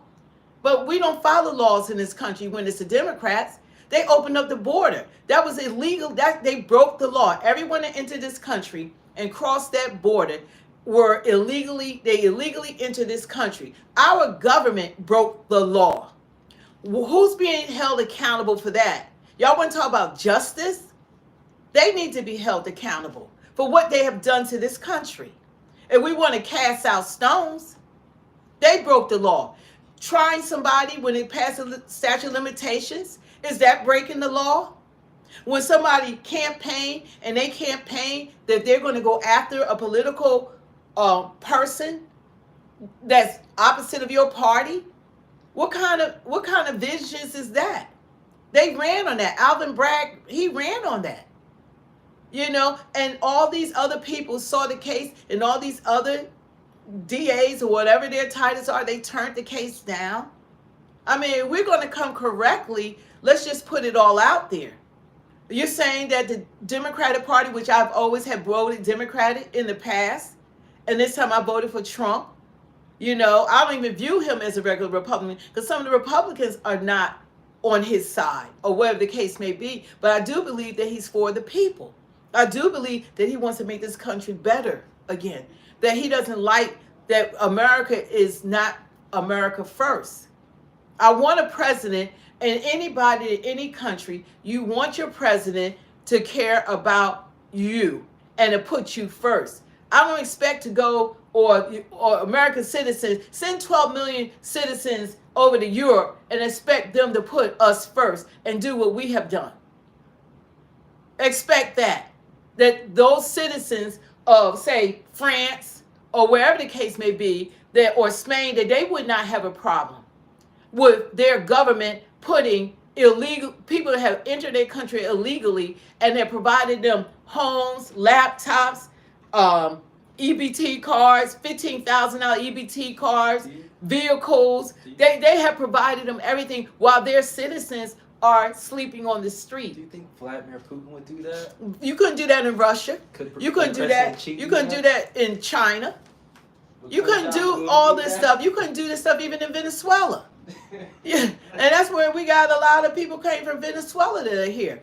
You couldn't do that in Africa or Brazil or these other countries. What has been done here, you can't do this in England. Yeah, it's like this is unheard of, and every American citizen is carrying the burden, and it's costing each of us that work individually. We're paying for this. And now everywhere we go, there's someone speaking a different language. So this is America. And whether you agree or not, and only ones that can disagree are people that's not from this country. Because I can't see why American citizen wouldn't want America first. I want my vets that fought for this country. I want them to be first. They shouldn't be on the streets. These people are literally laughing in their face, kicking them, stepping over them, could say anything about them, and they're not being taken care of. I don't want the homeless people here on the streets, and we're not taking care of them, but they don't get the same luxuries as someone that has broken the law to enter this country. It's not right. Let's say that I go to France. I'm not going to be great, but I'm going to try to speak their language. It's complete disrespect to come to a country and just speak your language. Some people don't even know English that are here right now. The point of it is that people are supposed to be vetted coming into this country. Coming into this country, you're supposed to be vetted like any other country. To open up the borders, this government broke the law. The Biden-Harris and this Democratic administration, who's holding them accountable for breaking the law? Why is it okay for them to break the law? Nobody's saying migrants aren't wanted in this country at all. Nobody is saying that. But you're supposed to be vetted coming in. Who can allow 12 million homeless people to come in that we're responsible now for taking care of, let alone our own citizens aren't being taken care of? And we're supposed to sustain this. It's unsustainable. They're all homeless. They're all going to be living on the streets. So we can't even afford this because America is broke. We're broke. We're trillions of dollars in debt. We don't have the money to support this. Look what's going on in California. How long it's going to take for them to get help? Those are American citizens. People are dying in California because they don't have water. These are the things that this Democratic leadership is under their watch. And the things that have been under Biden and Harris watch, we're going to see the repercussions of it real soon. Watch what happens in 2025. They have made this country into a third world country. That's what they have done to the American citizens. And people that's on here, maybe they're accustomed to that because some of them are from those countries. But it wasn't happening here. And Americans, we have a right for our government to take into account that's why we elect them to office for our wishes. None of them campaigned saying that they were going to open up the borders and do what they have done.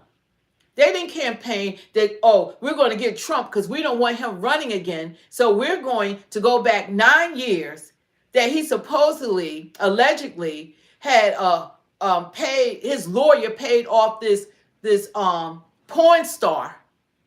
And his accountant listed it, whatever. Trump doesn't handle his books or whatever, but he's being charged. He's not being charged as a felon for that because that wasn't a strong enough case to make him a felon. That wasn't strong enough. So the judge, he threw out, look into the case. They said that the jury didn't even have any clear direction on how to even find him guilty. They usually it should be unanimous. It wasn't even unanimously done. They said the judge said it could be 4 disagree, 4 can agree, disagree. And they did all they could just so they could call and say that he's a felon. But I don't care that he's a felon. What I care about is how he leads this country. Because God is still sitting on the throne. He'll have his day to overthrow all of this and be able to have that gag order off of him. But that wasn't enough to make him a felon from 9 years ago. We have laws, and they've been breaking the laws. But Biden broke the law. Look at how he pardoned his son. He's made one that nobody's above the law, but your son is. Biden is. Biden needs to be going to court for all his hiding documents. He wasn't even president. He didn't even have the immunity that the president has. But nobody's holding him accountable. Nobody's holding this government accountable. This present government. I think they all should be looked into. Let's get all the skeletons out the closet. Don't make this a one-sided, like Trump, he's the corrupt one, he's the felon. What about the rest of them? What about the rest of them? Let's look into the rest of them. The judge should have recused himself because he obviously supports this party. He donated to the party.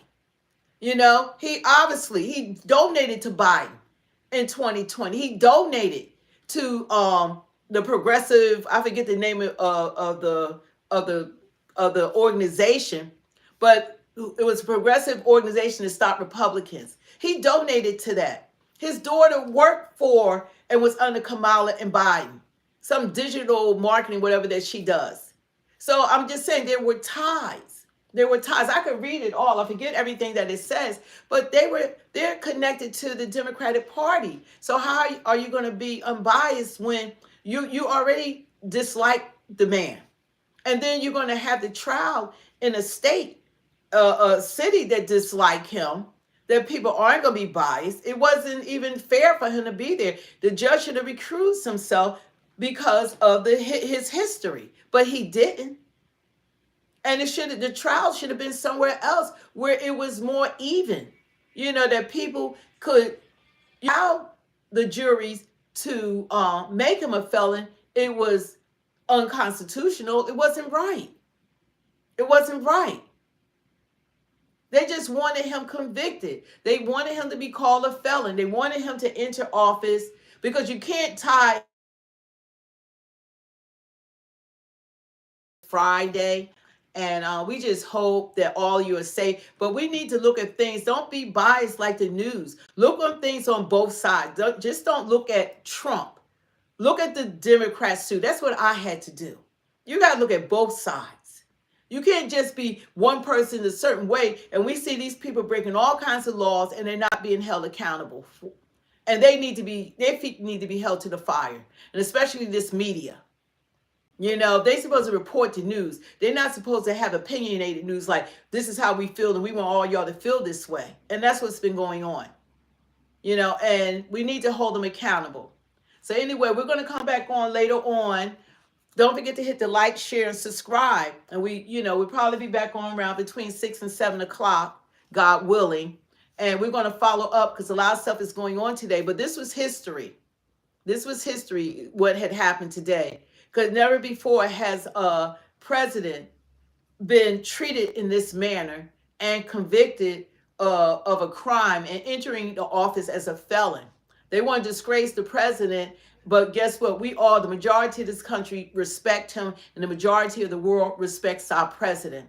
And we're lucky to have him at this point because the people that were running, there's no way that this was going to end in a well for us. And they most definitely have shown to us that they do not put America first and they don't care about American citizens. There's nothing that they have done for us as American citizens but destroy this country when they open up the borders. I think that's the most damaging thing that they have done to us was opening up those borders.